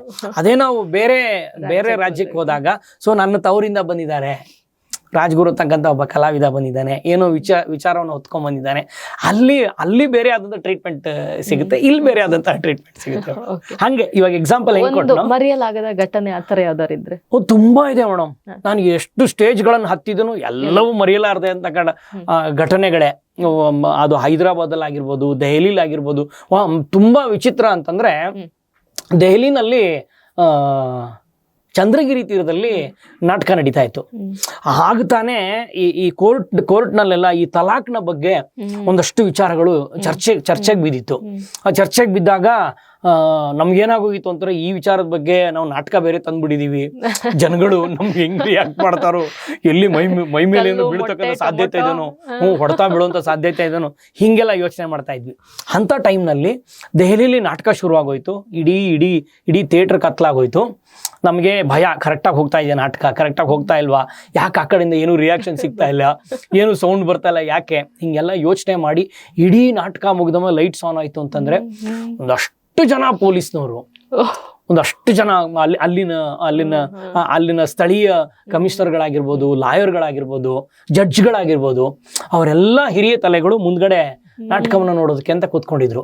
ಸೊ ಅವ್ರ ಹಿಂದ್ಗಡೆ ಆಡಿಯನ್ಸ್ ಇದ್ದಿದ್ರಿಂದ ಅದೊಂದು ಭಯ ಇರುತ್ತಲ್ಲ, ಇಲ್ಲೇ ಇದ್ದಾರೆ ಅಂತಕ್ಕಂಥ ಒಂದು ಪಡೆ ಇರ್ತದಲ್ಲ. ಸೊ ಆ ಪಡೆ ಮಧ್ಯದಲ್ಲಿ ನಾವು ಚಂದ್ರಗಿರಿ ತೀರದಲ್ಲಿ ಮಾಡಿದ್ದು ಒಂದು ತುಂಬಾ ಒಂದು ವಿಚಿತ್ರವಾದಂತ ಅನುಭವ. ಓಕೆ ಅಂದ್ರೆ ಇವಾಗ ಗಾಯನಕ್ಕಾಗಿ ಹೋದಾಗ ಮರೆಯಲಾಗದ ಘಟನೆ ಅಂತ ಯಾವ್ದಾದ್ರು ಇದೆಯಾ, ಅಥವಾ ತುಂಬಾ ನೆನಪಲ್ಲಿರುವಂತದ್ದು, ತುಂಬಾ ಕಾಡುವಂತಹ ಘಟನೆ ಆ ತರದ್ದು? ಅದೇ 5,000ದಿಂದ 5,500 ವೇದಿಕೆಗಳು, ತುಂಬಾ ಘಟನೆಗಳು. ಹೆಂಗಾಗ್ತಾ ಇತ್ತು ಅಂತಂದ್ರೆ ಅಪ್ಪಾಜಿ ಒಂದೊಂದ್ಸತಿ ನನ್ನ ಸ್ಟೇಜಲ್ಲೇ ಬಿಟ್ಬಿಟ್ಟು ಬಂದ್ಬಿಡ್ತಾ ಇದ್ರು. ಅವ್ರು ಗೊತ್ತಾಗ್ತಾ ಇರಲಿಲ್ಲ, ಯಾಕೆಂದ್ರೆ ತುಂಬಾ ಚಿಕ್ಕೋನು. ಯಾವ್ದಾದ್ರು ಅಂಗಡಿ ಮುಂದೆ ಮಲಗ್ ಬಿಡೋದು, ಯಾವ್ದಾದ್ರು ಹೋಟ್ಲ್ ಮುಂದೆ ಮಲಗ್ ಬಿಡೋದು, ಯಾವ್ದಾದ್ರು ಕಟ್ಟೆ ಇತ್ತಂದ್ರೆ ಮಲಗ್ ಬಿಡೋದು. ಇವ್ರು ಅವಾಗೆಲ್ಲ ಮೊಬೈಲ್ಗಳ ಇದಿಲ್ಲ, ಸಂಪರ್ಕ ಇಲ್ಲ. ಒಂದ್ಸತಿ ಬಿಟ್ಬಿಟ್ಟು ಹೋಗಿ ಯಾವ್ದೋ ಒಂದ್ 2-3 ಸತಿ ಈ ತರ ಆಗಿದೆ. ನನ್ನ ಊರ್ಲೇ ಬಿಟ್ಬಿಟ್ಟು ಹೊಟ್ಟೋಗ್ಬಿಟ್ಟಿದ್ದಾರೆ. ಎಲ್ಲೋ ಕಾರ್ ಹತ್ಕೊಂಡು ಎಲ್ಲೋ ಇರ್ತಾನೆ, ಹಿಂದ್ಗಡೆ ಗಾಡಿಲಿ ಇರ್ತಾನೆ, ಮುಂದ್ಗಡೆ ಗಾಡಿಲಿ ಇರ್ತಾನೆ ಅಂತಂತೇಳಿ ಇಲ್ಲಿಲ್ಲ ಅಂದ್ರೆ ಮತ್ತೆ ವಾಪಸ್ ಊರಿಗೆ ಬಂದಾಗ ಅಲ್ಲಿ ಯಾರ್ದೋ ಮನೇಲಿ ಮಲಗಿರ್ತಾ ಇದ್ದೆ, ಯಾವುದೋ ಹೋಟ್ಲಿನ ಇದ್ರ ಮೇಲೆ ಮಲಗಿರ್ತಾ ಇದ್ದೆ, ಏನಂತಾರೆ ಬೆಂಚ್ ಮೇಲೆ ಮಲಗಿರ್ತಾ ಇದ್ದೆ. ಇಂಥ ಸಂದರ್ಭಗಳೆಲ್ಲ ಹಾಡ್ತಕ್ಕಂಥ ಸಂದರ್ಭದಲ್ಲಾಗಿದೆ. ಆಮೇಲೆ ಅಮ್ಮ ನನಗೆ ನಮ್ಮ ತಾಯಿ ಇದ್ದಾಗ ನಾನು ಸ್ಟೇಜಲ್ಲಿ ಇದ್ದಂತಹ ರೀತಿ ಬೇರೆ, ನಮ್ಮ ತಾಯಿಯವರು ಹೋದ ನಂತರ ನಾನು ಸ್ಟೇಜಲ್ಲಿ ಇದ್ದಂತಹ ಬದಲಾವಣೆಗಳು ಸ್ಟೇಜಲ್ಲಿ ಆಗಿದೆ. ಯಾಕಂದ್ರೆ ಅಮ್ಮ ಇದ್ದಾಗ ನನಗೆ ಏನಾಗ್ತಾ ಇತ್ತು ಅಂದ್ರೆ ಏನಂತಾರೆ ಹೊಡೆತ ಬೀಳೋದಕ್ಕೆ ಬಿಡ್ತಾ ಇರಲಿಲ್ಲ. ಭಾರ ನಮ್ಮ ಅಪ್ಪಾಜಿ ಏನಾದ್ರು ತುಂಬಾ ಹೆಚ್ಚಿಗೆ ಶೋಗಳನ್ನು ಮಾಡಿಸಿದ್ರು ಅಂತಂದ್ರೆ, ತುಂಬಾ ಕಡೆ ಹಾಡ್ಸಿದ್ರು ಅಂತಂದ್ರೆ, ಬೇಡ ನನ್ನ ಮಗ ಆಡಂಗಿಲ್ಲ, ಕರ್ಕೊಂಬಂದ್ಬಿಡಿ ಅವನ್ನ ಅಂತಂದ್ಬಿಡ್ತಾ ಇದ್ರು. ಯಾಕೆ ಅಂತಂದ್ರೆ ಅವ್ರಿಗೆ ತುಂಬಾ ಹೊಡೆತ ತಿಂತಾ ಇದ್ದಾನೆ, ಆ ಏಜು ಚಿಕ್ಕ ಏಜು, ಎಲ್ಲಿ ಏನಾರು ಆಗೋಗ್ಬಿಡ್ತದೋ ಅಂತಕ್ಕಂಥ ಯೋಚನೆ ಇರ್ತಾ ಇತ್ತು. ಬಟ್ ತಾಯಿ ಅವ್ರು ಇಲ್ದೇ ಇದ್ದ ನಂತರದಿಂದ ಅದು ಬೇರೆ ತರ ರೂಪವನ್ನು ಪಡ್ಕೊಂಡ್ಬಿಡ್ತು. ಅವ್ರು ಹೋದ ನಂತರ ಏನಾಯ್ತು ಅಂತಂದ್ರೆ ಐ ಥಿಂಕ್ ಅವ್ರ ಹಾರೈಕೆಗಳು ತುಂಬಾ ಪವರ್ ಕೊಡೋದಕ್ಕೆ ಮೂಲ ಕಾರಣವಾಯ್ತು. ಸೊ ಎರಡು ಬೇರೆ ಬೇರೆ ಆದಂತಹ ಅನುಭವಗಳು. ಓಕೆ, ಸೊ ಇವಾಗ ಗಾಯನದಲ್ಲಿ ನಿಮ್ಗೆ ಹೆಚ್ಚು ಕೀರ್ತಿಯನ್ನು ತಂದುಕೊಟ್ಟ ಒಂದು ಗೀತೆ ಯಾವುದು? ಅದು 1980 ಸುಮಾರು ಲಹರಿ ಕಂಪ್ನಿನಲ್ಲಿ ಅಪ್ಪಾಜಿ ಓ ರಸಿಕಾ ಅಂತಂತ ಹೇಳಿ ಒಂದು ಕ್ಯಾಸೆಟ್ನ ಮಾಡಿದ್ರು. ಆ ಓ ರಸಿಕಾ ಅಂತಕ್ಕಂತಹ ಕ್ಯಾಸೆಟ್ನಲ್ಲಿ ಚಂದ್ರಕಾಳಿ ಸೀರಿ ಉಟ್ಟ ನಿಂದ್ರುವಲ್ಲಿ ನೆಲದ ಮ್ಯಾಲ ದಂಗಡ ಬಂಗಡ ಎದ್ದ ನೀನು ಹೊಂಟಿ ಅಲ್ಲ, ನನ್ನ ಚಿತ್ತದಾಗ ಆಗಿ ಹಾದಿ ದಾಕಲ್ಲ, ಇಂಥ ಹುಡುಗಿ ಮ್ಯಾಲ ಬಿದ್ದಾವ ನಮ್ಮ ಖ್ಯಾಲ, ಸುತ್ತಮುತ್ತ ಯಾರು ಇಲ್ಲ ಹಿಂಗ ಬಿಲ್ಕುಲ್ಲ, ಹೆಂಗಾರ ಬಾರ ಹುಡುಗಿ ಕಂಗಾಲಾಗಿನ ಅಂತ ಹಾಡನ್ನ ಅವ್ರು 80ರಲ್ಲಿ ಹಾಡಿದ್ರು. ಅವಾಗ ಅದ್ರದ್ದು ಐ ಥಿಂಕ್ ಆ ಕ್ರೇಜ್ ಅದು ರೀಚ್ ಆಗಿರ್ಲಿಲ್ಲ. ಅದೇನೋ ಗೊತ್ತಿಲ್ಲ ನನಗೆ. ಆ ಹಾಡನ್ನ ನಾನು ಹಾಡೋದಕ್ಕೆ ಶುರು ಮಾಡಾದ್ಮೇಲೆ ಉತ್ತರ ಕರ್ನಾಟಕದ ಎಷ್ಟೋ ಯೂತ್ಸ್ಗೆ ಅದು ನಾವ್ ಹೆಂಗೆ ಇದು ನಾವು ಏನೋ ಆಂಥಮ್ ಅಂತೀವಲ್ಲ, ಅಂತ ಟ್ರೆಂಡ್ನ ಹುಟ್ಟಾಕ್ತಂತ ಗೀತೆ ಈಗ ನಾನು ಹಾಡಿದಂತಹ ಗೀತೆ. ಇದು ನನ್ನ ಲೈಫಲ್ಲಿ ತುಂಬಾ ಹೆಸರು ತಂದು ಕೊಟ್ಟಂತಹ ಗೀತೆ. ಎಲ್ಲಕ್ಕಿಂತ ಮುಖ್ಯವಾಗಿ ನಾನೊಂದು ಹುಡುಗಿನ ಇಷ್ಟಪಡ್ತಾ ಇದ್ದೀನಿ, ನನ್ನನ್ನು ಒಂದು ಹುಡುಗಿ ಇಷ್ಟಪಡ್ತಾ ಇದ್ದಾಳೆ ಅನ್ನೋದಕ್ಕೆ ಕಾರಣವಾಗಿದೆ ಈ ಹಾಡು. ಜಾಸ್ತಿ ನೈನಾ ನನ್ನನ್ನ ಇಷ್ಟಪಡಕ್ ಶುರು ಮಾಡಿದ್ದು ಈ ಹಾಡಿನ ಮುಖಾಂತರ ಅಂತ ಹೇಳಿದ್ರೆ ತಪ್ಪಾಗ್ಲಾರ್ದು. ಸೊ ಒಂದು ಗೀತೆಯಲ್ಲಿ ಅಡಗಿದೆ ಪ್ರೇಮ ಕಥೆ. ಎಸ್ ಆಮೇಲೆ ನಾವಿಬ್ರು ಸ್ಟೇಜ್ ಅಲ್ಲಿ ಪ್ರಪೋಸ್ ಮಾಡದಂತವ್ರು. ರಂಗಭೂಮಿಯಲ್ಲಿ ನಿಮ್ಮ ಜೋಡಿಗೆ ಒಂದು ವಿಶೇಷ ಸ್ಥಾನ ಇದೆ. ಸೊ ಇವಾಗ ನಮ್ಮ ವೀಕ್ಷಕರಾಗಿ ನಿಮ್ಮ ನೆಚ್ಚಿನ ಒಂದು ಗೀತೆ? ಸಾಮಾನ್ಯವಾಗಿ ದುಡ್ಡಿದ್ರೆ ಏನ್ ಬೇಕಾದ್ರೂ ಮಾಡ್ತಕ್ಕಂತಹ, ಏನ್ ಬೇಕಾದ್ರೂ ಸಾಧನೆ ಮಾಡ್ಬೋದು, ಏನಾದ್ರೂ ಆಗುತ್ತೆ ಅಂತಕ್ಕಂತಹ ಯೋಚನೆಯಲ್ಲಿ ಒಂದಷ್ಟು ಜನ ಅದರಲ್ಲಿ ತೊಡಗಿಸ್ಕೊಂಡ್ಬಿಟ್ಟಿರ್ತಾರೆ. ಅಂಥ ಸಂದರ್ಭದಲ್ಲಿ ದುಡ್ಡು ನಮ್ಮನ್ನು ಏನೇನು ಮಾಡಿಸುತ್ತೆ ಅಂತ ಅದನ್ನು ಬಿಡಿಸಿ ಹೇಳೋದಕ್ಕೆ ಅಂತಂತ ಹೇಳಿ ಅಪ್ಪಾಜಿ ಅವತ್ತಿನ ಕಾಲಕ್ಕೆ ಒಂದು ಹಾಡನ್ನು ಬರೆದಿದ್ದಾರೆ. ದಯಮಾಡಿ ಸಣ್ಣ ಪುಟ್ಟ, ಯಾಕಂತಂದ್ರೆ ಅವತ್ತಿನ ಜನ್ರೇಷನ್ಗೂ ಇವತ್ತಿನ ಜನ್ರೇಷನ್ಗೂ ಅಜಗಜಾಂತರ ವ್ಯತ್ಯಾಸ ಇರೋದ್ರಿಂದ ಇವತ್ತು ಒಂದಷ್ಟು ವಿಚಾರಗಳ ಬಗ್ಗೆ ಹಾಡಾಗಿರ್ಬೋದು, ಒಂದಷ್ಟು ವಿಚಾರಗಳಿಗೆ ಮಾತಾಡ್ತಕ್ಕಂಥ ಸಂದರ್ಭ ಬಂದಾಗ ಒಂಚೂರು ಯೋಚನೆ ಮಾಡಬೇಕಾದಂತಹ ಸಂದರ್ಭ ನಮಗೂ ಒದಗಿ ಬರುತ್ತೆ. ಹೇ ದುಡ್ಡೊಂದು ಇದ್ದರೆ ಬೇಕಾದ ಮಾಡದಕ್ಕತೈತಿ, ತಮ್ಮ ಮಾಡದಕ್ಕತೈತಿ, ದಕ್ಕಿ ಹೋಗತೈತಿ ಪಕ್ಕ ಮಣ್ಣ ಮುಕ್ಕತೈತಿ, ದಕ್ಕಿ ಹೋಗತೈತಿ ಪಕ್ಕ ಮಣ್ಣ ಮುಕ್ಕತೈತಿ, ದುಡ್ಡೊಂದು ಇದ್ದರೆ ಬೇಕಾದ ಮಾಡದಕ್ಕತೈತಿ, ತಮ್ಮ ಮಾಡದಕ್ಕತೈತಿ, ದಕ್ಕಿ ಹೋಗತೈತಿ ಪಕ್ಕ ಮಣ್ಣ ಮುಕ್ಕತೈತಿ, ದಕ್ಕಿ ಹೋಗತೈತಿ ಪಕ್ಕ ಮಣ್ಣ ಮುಕ್ಕತೈತಿ. ಬಡವರ ಹುಡುಗಂದು ಹುಡುಗನ ಪ್ರೀತಿ ಮಾಡಿದ ತಪ್ಪಾಗಿ, ಕೇಳ್ರಿ ಮಾಡಿದ ತಪ್ಪಾಗಿ. ಮಂದಿಯ ಸುಚ್ಚು ಮಾತು ಕೇಳದೆ ಬಿತ್ತ ಬಾವಿ ಹೋಗಿ, ಅದುವೇ ಬಿತ್ತ ಬಾವಿ ಹೋಗಿ. ಅದೋ ನೋಡು ಆ ಶ್ರೀಮಂತ ಹುಡುಗಿಗೆ ಇನ್ನೂ ಮದುವೆ ಇಲ್ಲ, ಅದೋ ನೋಡು ಆ ಶ್ರೀಮಂತ ಹುಡುಗಿಗೆ ಇನ್ನೂ ಮದುವೆ ಇಲ್ಲ. ಹೆತ್ತ ಕೂಸಿನ ಕಸದ ಗುಂಡಿಗೆ ಎಸೆದು ನಗುವಳಲ್ಲ. ದುಡ್ಡೊಂದು ಇದ್ದರೆ ದಕ್ಕದ ಮಾಡದಕ್ಕತೈತಿ, ದಕ್ಕಿ ಹೋಗತೈತಿ ಪಕ್ಕ ಮಣ್ಣ ಮುಕ್ಕತೈತಿ, ದಕ್ಕಿ ಹೋಗತೈತಿ ಪಕ್ಕ ಮಣ್ಣ ಮುಕ್ಕತೈತಿ. ಮಣ್ಣಿನ ಮದುವೆ ವೈದ ಸುಡೋನಿ ನಿನ್ನೆ ಒಂದು ಆತು, ಹೇಳೋ ನಿನ್ನೆ ಒಂದು ಆತು. ಬಡವರ ಹುಡುಗದು ಬ್ಯಾಡ ತಗಿ, ಅದು ರತಿ ಅಂತ ಇತ್ತು, ಅದುವೇ ರತಿ ಅಂತ ಇತ್ತು. ಹೋಗಿ ಹೋಗಿ ಅದು 60 ವರ್ಷದ ಮುದುಕನ ಆಗಿತ್ತು, ಹೋಗಿ ಹೋಗಿ ಅದು 60 ವರ್ಷದ ಮುದುಕನ ಆಗಿತ್ತು. ದುಡ್ಡಿನ ಮುಂದೆ ಹುಡುಗಿಯ ಯೌವನ ಸತ್ತೇ ಹೋಗಿತ್ತು. ದುಡ್ಡೊಂದು ಇದ್ದರೆ ಬೆಕ್ಕದ ಮಾಡದಕ್ಕತೈತಿ, ತಮ್ಮ ಮಾಡದಕ್ಕತೈತಿ, ದಕ್ಕಿ ಹೋಗತೈತಿ ಪಕ್ಕ ಮಣ್ಣ ಮುಕ್ಕತೈತಿ, ದಕ್ಕಿ ಹೋಗತೈತಿ ಪಕ್ಕ ಮಣ್ಣ ಮುಕ್ಕತೈತಿ. ಶ್ರೀಮಂತ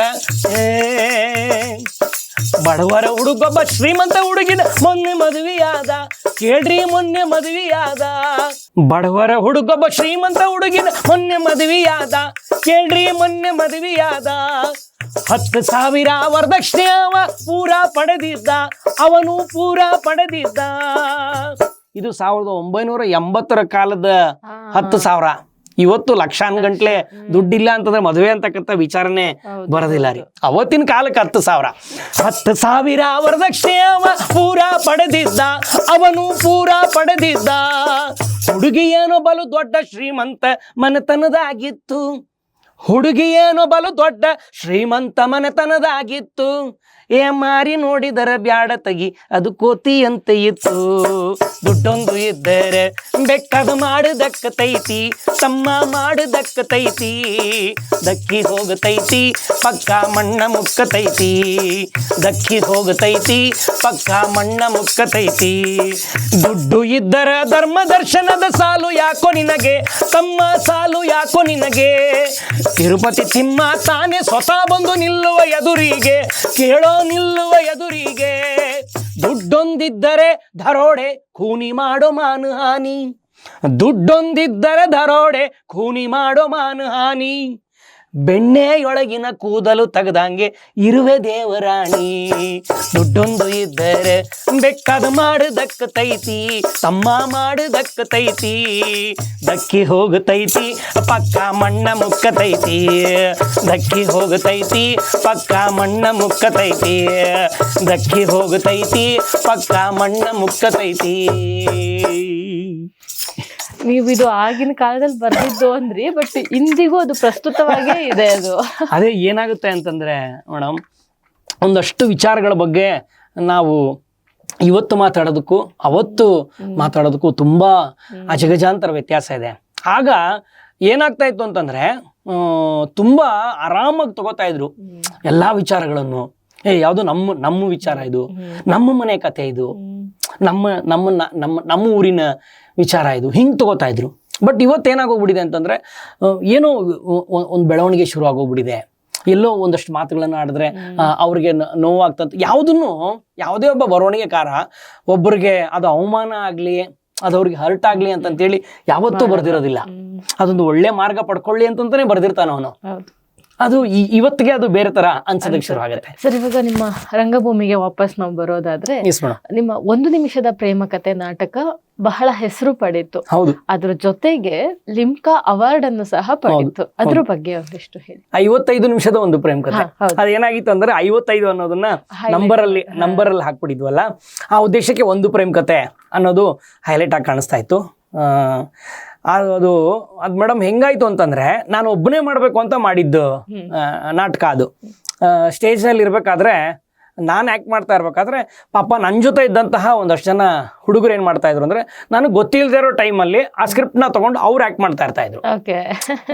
ನಾನು ಇಲ್ಲದೆ ಇರ್ತಕ್ಕಂಥ ಸಂದರ್ಭದಲ್ಲಿ ಆ ಟೈಮಲ್ಲಿ ನಾನೊಂದೆರಡು ಸತಿ ಅವ್ರು ರಿಹರ್ಸಲ್ ಮಾಡೋದನ್ನ ನೋಡ್ಬಿಟ್ಟು, ಯಾಕೊಂದ್ಸತಿ ವಿಚಿತ್ರವಾದಂಥ ಪ್ರಯೋಗ ಆಗಬಾರ್ದು, ಯಾಕೆ ಸಿನಿಮಾನೇ ಎಲ್ಲ ಸ್ಕ್ರೀನ್ಗಳಲ್ಲಿ ಹೆಂಗೆ ಬರ್ತದೋ ಹಂಗೆ ಯಾಕೆ ನಾಟಕ ಬರಬಾರ್ದು ಅಂತಂತೇಳಿ ತಲೆಗೆ ಯೋಚನೆ ಬಂದಾಗ ಬೆಂಗಳೂರಿನಲ್ಲಿ ಒಂದೇ ದಿನ 9 ವೇದಿಕೆಗಳಲ್ಲಿ ಒಂದೇ ಟೈಮ್ಗೆ ಅದು ಪ್ರಯೋಗವಾದಂತಹ ನಾಟಕ 55 ನಿಮಿಷದ ಒಂದು ಪ್ರೇಮ ಕಥೆ ಅಂತಂತೇಳಿ ಅದು ಲಿಮ್ಕಾ ದಾಖಲೆಗೆ ಅದು ಭಾಗಿಯಾಯಿತು.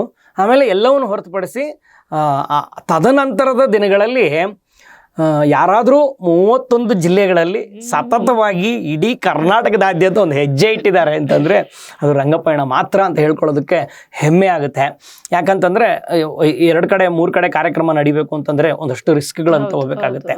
ಅಂಥ ಸಂದರ್ಭದಲ್ಲಿ ಏನಂತಾರೆ ಕೋಲಾರ ಈ ಕೆಳಗಡೆ ಏನೋ ಗುಂಡ್ಲುಪೇಟೆ ಅಲ್ಲಿಂದ ಹಿಡಿದು ಬೀದರ್ನ ತನಕ ತುದಿಯ ತನಕ ಅಷ್ಟೂ ಜಿಲ್ಲೆಗಳಲ್ಲಿ ಒಂದೇ ದಿನಕ್ಕೆ 31 ಜಿಲ್ಲೆಗಳಲ್ಲಿ 31 ಸ್ಟೇಜ್ಗಳಲ್ಲಿ ಅಟ್ ಅ ಟೈಮ್ ನಡೆದಂತಹ ನಾಟಕ 55 ನಿಮಿಷದ ಪ್ರೇಮ ಕಥೆ. ಅದು ಇದಕ್ಕೆ ಹೋಯ್ತು ಮೇಡಮ್. ಅದು ಏನೋ ಇಂಡಿಯನ್ ಬುಕ್ ಆಫ್ ರೆಕಾರ್ಡ್ಗೆ 2ನೇ ಸಾರಿ ಆದಾಗ ಅದ್ರದ್ದೊಂದು ಇತಿಹಾಸ 55 ನಿಮಿಷದ ಒಂದು ಪ್ರೇಮ ಕಥೆ. ಹೌದು ಆಗ್ಲಿಲ್ಲ ಅದು ಬೇರೆಯವ್ರ ಕೈಲ. ಅಂದ್ರೆ ಪ್ರಯತ್ನಕ್ಕೆ ಯಾಕೆ ಪ್ರಯತ್ನ ಅಂತಂದ್ರೆ ನಮ್ಮಲ್ಲಿ ಅಷ್ಟು ಜನ ಹುಡುಗರು, ಯಾಕಂದ್ರೆ 50ರಿಂದ 60 ಜನ ಹುಡುಗರು ದುಡಿತಕ್ಕಂಥ ಹುಡುಗರು ಇದ್ದಾರೆ. ಏನೋ ಅದೇ ಒಂದ್ ಸೆಕೆಂಡ್ ಮತ್ತೆ ಬರ್ಬೇಕು ಅಂದ್ರೆ ನಾನೇ ಬರವಣಿಗೆಕಾರ ಆಗಿರೋದ್ರಿಂದ ಪಟ ಪಟ ಪಟ ಪಟ ಅಂತ ನಡೀತಾ ಇರ್ತದೆ. ಆ ಉದ್ದೇಶಕ್ಕೆ ಆ ಪ್ರೊಡಕ್ಷನ್ ಆಯ್ತು. ಸರ್, ಇವಾಗ ಚಂದನ್ ಶೆಟ್ಟಿ ಅಭಿನಯದ ಎಲ್ಲರ ಕಾಲಿಳಿತದೆ ಸಿನಿಮಾದಲ್ಲಿ ಕತೆ, ಚಿತ್ರಕಥೆ, ಸಂಭಾಷಣೆ ಕೆಲಸ ಮಾಡ್ತಾ ಇದ್ದೀರಾ. ಸೊ ಈ ಅನುಭವ ಹೇಗಿದೆ ಸರ್? ಅದು ಗೊತ್ತಿಲ್ಲ ಮೇಡಮ್. ಕಾರಣಾಂತರಗಳಿಂದ ಚಂದನ್ ಶೆಟ್ಟಿ ಸರ್ನ ಫಸ್ಟು ಅಂದರೆ ಏನಂತಾರೆ ನಾಯಕ ನಟರಾಗಿ ಇಂಟ್ರೊಡ್ಯೂಸ್ ಮಾಡಿದ್ದು ನನ್ನ ಆತ್ಮೀಯ ಗೆಳೆಯ, ನೀವು ಗುಬ್ಬಿ ಮೇಲೆ ಬ್ರಹ್ಮಾಸ್ತ್ರ ಅಂತಂತೇಳಿ ಸಿನಿಮಾನ ನೋಡಿರ್ತೀರ. ಅದ್ರ ನಿರ್ದೇಶಕನಾಗಿರ್ತಕ್ಕಂಥ ಸುಜಯ್ ಶಾಸ್ತ್ರಿ ಅವರು, ಅವ್ರದ್ದೊಂದು reality show Chandan Shetty sir ಜೊತೆ ರಿಯಾಲಿಟಿ ಶೋ ನಡೀತಾ ಇತ್ತು. ಅಂಥ ಸಂದರ್ಭದಲ್ಲಿ ಚಂದನ್ ಸರ್ನ ಹೀರೋ ಮಾಡಿದ್ರೆ ಹೆಂಗಿರುತ್ತೆ ಅಂತಂತೇಳಿ ಯೋಚನೆ ಮಾಡಿ ನಮ್ಮ ಸುಜಯ್ ಅವರು ಮೊದಲನೇದಾಗಿ ಅವ್ರನ್ನ ನಾಯಕ ನಟರಾಗಿ ಪರಿಚಯ ಮಾಡಿದಂಥ ಸಿನಿಮಾ ಎಲ್ರ ಕಾಲಿಡೀತೆ ಕಾಲ ಅಂತಂತೇಳಿ ಇನ್ನೊಂದಷ್ಟು ದಿನದಲ್ಲಿ ಬಿಡುಗಡೆಯ ಭಾಗ್ಯವನ್ನು ಪಡ್ಕೋತಾ ಇದೆ. ಅದಕ್ಕಿಂತ ಮುಂಚಿತವಾಗಿ ಸಾರು ವಿದ್ಯಾರ್ಥಿನಿಯರಿಗೆ ಆಮೇಲೆ ಸೂತ್ರಧಾರ ಅಂತ ಹೇಳಿ 1-2 ಸಿನಿಮಾಗಳನ್ನು ಬಂತು. ಇವು 2 ಸಿನಿಮಾಗಳಿಗಿನ್ನ ಮುಂಚೆ ಮಾಡಿದಂಥ ಸಿನಿಮಾ ಎಲ್ರ ಕಾಲಿಡೀತೆ ಕಾಲ. ಹೌದು, ಅದೇ first cinema. Okay okay sir, ಇದ್ರ ಜೊತೆಗೆ ಇವಾಗ ತಾನೇ ಹೇಳಿದ್ವಿ ಲಿಮ್ಕಾ ಅವಾರ್ಡ್ ಆಯ್ತು, ಹಾಗೆ ಇಂಡಿಯನ್ ಬುಕ್ ಆಫ್ ರೆಕಾರ್ಡ್ ಆಯ್ತು. ಇದ್ರ ಜೊತೆಗೆ ಕೇಂದ್ರ ಸರ್ಕಾರದಿಂದ ಕೊಡಮಾಡುವ ಯುವ ಪುರಸ್ಕಾರ, ಹೌದು, ಅದು ಕೂಡ ನಿಮ್ಗೆ ಸಿಕ್ಕಿದೆ. ಉಸ್ತಾದ್ ಬಿಸ್ಮಿಲ್ಲಾ ಖಾನ್ ಅವರ ಪ್ರಶಸ್ತಿ ಪಡೆಯೋದು ಅಂದ್ರೆ ಅಷ್ಟು ಸುಲಭದ ಮಾತಲ್ಲ. ಸೊ ಈ ಕ್ಷಣದ ಬಗ್ಗೆ ಹೇಳಿ ಸರ್. ಅದು ಏನಾಗ್ತಾ ಇತ್ತು ಅಂತಂದ್ರೆ ಮೇಡಮ್, ಅವಾಗ ಚುನಾವಣೆ ನಡೀತಕ್ಕಂಥ ಸಂದರ್ಭ. ವಿಚಿತ್ರ ನೋಡಿ, ನನಗೆ ನಯನ ಫೋನ್ ಮಾಡ್ತಾಳೆ. ನಾನು ಯಾವುದೋ ಇದರಲ್ಲಿ ಬೀದಿ ನಾಟಕ ಮಾಡಿಕೊಂಡು ಒಂದು ಫುಟ್ಪಾತ್ ಅಲ್ಲಿ ಒಂದು ಮಾರ್ಕೆಟ್, ಅದು ಆ ಮಾರ್ಕೆಟ್ ಅಲ್ಲಿ ಅವಾಗ ತಾನೇ ನಾಟಕ ಮುಗಿಸ್ಬಿಟ್ಟು ಒಂದು ಕಾಫಿ ಕುಡ್ಕೊಂಡು ಒಂದು ಫುಟ್ಪಾತ್ ಅಲ್ಲಿ ಕೂತ್ಕೊಂಡಿದ್ದೆ. ನನ್ಗೊಂದು ಫೋನ್ ಮಾಡಿದ್ಲು ನಯನ. ಫುಲ್ಲು ಖುಷಿಯಲ್ಲಿದ್ದಾಳೆ ಅವಳಿಗೆ, ಅವಳು ಗೊತ್ತಿದೆ. ಆಮೇಲೆ ಇನ್ನೊಂದು ಏನು ಅಂತಂದ್ರೆ ಅವಳಿಗೆ ಅದ್ರದ್ದು ಇದು ಗೊತ್ತಿದೆ, ಎಷ್ಟು ಇದ್ರ ಘನತೆ ಎಷ್ಟಿದೆ ಅಂತ. ನಾನು ಸಾಮಾನ್ಯ ಒಬ್ಬ ಕಲಾವಿದ, ನಾನು ಯಾವಾಗ್ಲೂ ನಾನು ಹಾಡ್ತಕ್ಕಂಥ ಇರ್ತೇನೆ, ನನಗೇನು ಪ್ರಶಸ್ತಿ ಅಂತಕ್ಕಂಥ ಇದಿಲ್ಲ. ಅಂತ ಸಂದರ್ಭದಲ್ಲಿ ಅವಳು ಫೋನ್ ಮಾಡಿ, ನಿನ್ಗೆ ನ್ಯಾಷನಲ್ ಅವಾರ್ಡ್ ಬಂದಿದೆ, ಉಸ್ತಾದ್ ಬಿಸ್ಮಿಲ್ಲಾ ಖಾನ್ ಪ್ರಶಸ್ತಿ. ನಾನು ಹೌದಾ, ಆಯ್ತಮ್ಮ, ಸರಿ ಅಮ್ಮ ಅಂತಂದೆ. ಯಾವ ಪ್ರಶಸ್ತಿ ಗೊತ್ತಾಯ್ತು ಅಂತಂದೇಳಿ ಎಲ್ಲ ಎಕ್ಸ್ಪ್ಲೈನ್ ಮಾಡಿದಾಗ ಅದನ್ನ ರಂಗಭೂಮಿಯ ಒಂದಷ್ಟು ಜನ ಹಿರಿಯ ಕಲಾವಿದರು ಈ ಥರ ಒಬ್ಬ ವ್ಯಕ್ತಿಗೆ ಇಂಥ ಪ್ರಶಸ್ತಿನ ಆಯ್ಕೆ ಮಾಡಿದ್ವಿ ಅಂತಂದರೆ ಇನ್ನೊಂದಷ್ಟು ದುಡಿತಕ್ಕಂತಹ ಸ್ಫೂರ್ತಿ ಆ ಯುವ ಮನಸ್ಸಿನಲ್ಲಿ ಹುಟ್ಕೊಳುತ್ತೆ ಅಂತಕ್ಕಂಥ ಉದ್ದೇಶಕ್ಕೆ ಒಂದಷ್ಟು ಜನ ನನ್ನ ಗುರುತಿಸಿ ದೆಹಲಿ ತನಕ ಅದನ್ನ ಏನೋ ಪ್ರಶಸ್ತಿ, ವಿಚಿತ್ರವಾದ ಅನುಭವ ಅಲ್ಲಿ ಮೇಡಮ್. ಅದನ್ನ ಪ್ರಶಸ್ತಿ ತಗೊಳಕ್ ನಾನು ಹೋಗ್ಲಿಲ್ಲ. ಹೌದು, ಏನಾಯ್ತು ಅಂತಂದ್ರೆ ಆ ಪ್ರಶಸ್ತಿ ತಗೊಳತಕ್ಕಂಥ ದಿನಾನೇ ನನಗೆ ಮುಂಬೈನಲ್ಲಿ ಪೂಲನ್ ದೇವಿ ಅಂತಕ್ಕಂಥ ಒಂದು ನಾಟಕ ಆಯ್ತು ಮೇಡಮ್. ಪೂಲನ್ ದೇವಿ ಅವರ ಜೀವನಾಧಾರಿತ ನಾಟಕ. ನಯನ ಅದನ್ನ ಪೂಲನ್ ದೇವಿಯಾಗಿ ಆಕ್ಟ್ ಮಾಡ್ತಾಳೆ. ಅವಳ ನಾಟಕ ಬಾಂಬೆಲಿತ್ತು. ಸೊ ನಾನು ಹಿಂದಿನ ದಿನ ನಾನು ಪ್ರಶಸ್ತಿ ತಗೋಬೇಕಾಗಿತ್ತು. ಮಾರನೇ ದಿನನೇ ಶೋ ಇದ್ದಿದ್ದರಿಂದ ನಾನು ನನ್ನ ನಾಟಕವನ್ನು ದೆಹಲಿ ಮುಗಿಸ್ಬಿಟ್ಟು ಹೊರಟ್ಬಿಟ್ಟೆ. ಅವ್ರು ಕೇಳಿದ್ರು, ನ್ಯಾಷನಲ್ ಅವಾರ್ಡ್ ತಗೊಳ್ಳೋದಕ್ಕಂತ ಇಲ್ಲಿ ತನಕ ಬಂದು ವಾಪಸ್ ಹೋಗ್ತಾ ಇರ್ತಕ್ಕಂಥ ಮೊಟ್ಟ ಮೊದಲನೇ ವ್ಯಕ್ತಿ ನೀವೇ ಅಂತಂತ ಹೇಳಿ ನೀಟಾಗಿ ಅವ್ರಿಗೆ ಒಂದೇ ಇದನ್ನ ಕೊಟ್ಟೆ. ನೀವು ನನಗೆ ಯಾಕೆ ಪ್ರಶಸ್ತಿ ಕೊಟ್ಟಿದ್ದೀರಾ ಗೊತ್ತಾ ಸರ್ ಅಂತ. ಯಾಕೆ ನನ್ನ ಬರವಣಿಗೆಗೆ, ನಾನು ರಂಗಭೂಮಿಲಿ ಕೆಲಸ ಮಾಡ್ತಾ ಇರೋದಕ್ಕೆ ನನಗೆ ನೀವು ಪ್ರಶಸ್ತಿ ಕೊಟ್ಟಿದ್ದೀರಾ. ಅಲ್ಲೊಂದು ನಾಟಕ ಇಟ್ಕೊಂಡು ನಾನು ಇಲ್ಲಿ ಪ್ರಶಸ್ತಿ ಇಸ್ಕೊಂಡು ನಿಂತ್ಕೊಳ್ಳೋದಕ್ಕಾಗುತ್ತಾ? ಎಷ್ಟು ಖುಷಿ ಆದ್ರೂ ಗೊತ್ತಾ ಮೇಡಮ್ ಅವರು. ಈ ತರ ಒಂದು ಯೋಚನೆ ಇರ್ತಕ್ಕಂಥ ಒಬ್ಬ ವ್ಯಕ್ತಿನ ನಾವು ಆಯ್ಕೆ ಮಾಡಿರೋದಕ್ಕೆ ನಾವು ಖುಷಿ ಪಡ್ತೀವಿ ಅಂತ ಹೇಳಿ ತುಂಬಾ ಪ್ರೀತಿಯಿಂದ ನಡೆಸ್ಕೊಂಡು ನನ್ನನ್ನ ಅವರೇ ಕಾರ್ಗೀರ್ ಎಲ್ಲ ವ್ಯವಸ್ಥೆ ಮಾಡಿ ನನ್ನ ಏರ್ಪೋರ್ಟ್ಗೆಲ್ಲ ಬಿಟ್ಟು ಅದು ಮರೆಯಲಾಗದಂತ ಘಟನೆ ಮೇಡಮ್. ಇವಾಗ ನೀವೊಬ್ರು ಜನಪದ ಗಾಯಕರಾಗಿ ಜನಪದ ಕಲಾವಿದರ ಕುಟುಂಬದಲ್ಲಿ ಜನಿಸಿ ನಾಡಿನ ಆಲ್ಮೋಸ್ಟ್ ಎಲ್ಲಾ ಚರ್ಮ ವಾದ್ಯಗಳನ್ನ ನುಡಿಸಿದ್ರಿ. ಹೆಚ್ಚಿನ ಪಕ್ಷ 40-45 ಇನ್ಸ್ಟ್ರೂಮೆಂಟ್ ಚರ್ಮ ವಾದ್ಯಗಳನ್ನ ನುಡಿಸಿದೀರಾ. ಅದ್ರಲ್ಲಿ ಒಂದು ವಿಶೇಷವಾದ ಚರ್ಮ ವಾದ್ಯನ ಇವತ್ತು ನಮಗೆ ತೋರಿಸ್ಕೊಡ್ತೀವಿ. ಡೋಲಕ್ ಇದೆ, ಆಮೇಲೆ ದಮ್ಡಿ, ಆಮೇಲೆ ಚಿಕ್ಕದೊಂದು ಅದು ಪುಟ್ಟದೊಂದು ಇದೆ ಇನ್ಸ್ಟ್ರೂಮೆಂಟ್. ಇನ್ಸ್ಟ್ರೂಮೆಂಟ್ ಅಲ್ಲ ಮೇಡಮ್, ಅದು ನನ್ನ ಮಗಳು ಎಲ್ಲೋ ಆಟ ಆಡಕ್ಕಂತ ಬಳಸ್ತಾಳ ಅದನ್ನ. ನಾನು ಏನಾಯ್ತು ಅಂದ್ರೆ ಎಲ್ಲೋ ಮೊನ್ನೆ ನುಡಿಸ್ತಾ ಇದ್ದಾಗ ಅದೊಂದು ರಪ್ಪಂದ್ ಅಂದ್ಬಿಟ್ಟು ಕೈಗೆ ಸಿಕ್ತು ಅಂತ ಹೇಳ್ಬಿಟ್ಟು ಅದನ್ನ ತಗೊಂಡು ಹಿಂಗೆ ನಮ್ಮ ಅರುಣ್ ಸಾಗರ್ ಸರ್ ಎಲ್ಲ ಮನೆಗೆ ಬಂದಾಗ ನನ್ನ ಮಗಳ ಜೊತೆ ಅವರು ಒಂದು ಇಂಟ್ರಾಕ್ಷನ್ ಕೂತಿದ್ರು ಅವರು. ಅವಾಗ 1-2 ಲೈನ್ ಹಾಡಿದ್ರು ಅವರು. ಅಲ್ಲೇ ಇತ್ತಲ್ಲ ಅಂತ ಅಂದ್ಬಿಟ್ಟು ತಗೊಂಡು ನುಡಿಸ್ಬಿಟ್ಟೆ. ಅದು ಅವತ್ತಿಂದ ಅದನ್ನ ಇನ್ಸ್ಟ್ರೂಮೆಂಟ್ ಆಗಿ ಬಳಸೋದಕ್ಕೆ ಶುರು ಮಾಡ್ಬಿಟ್ಟಿದೀನಿ.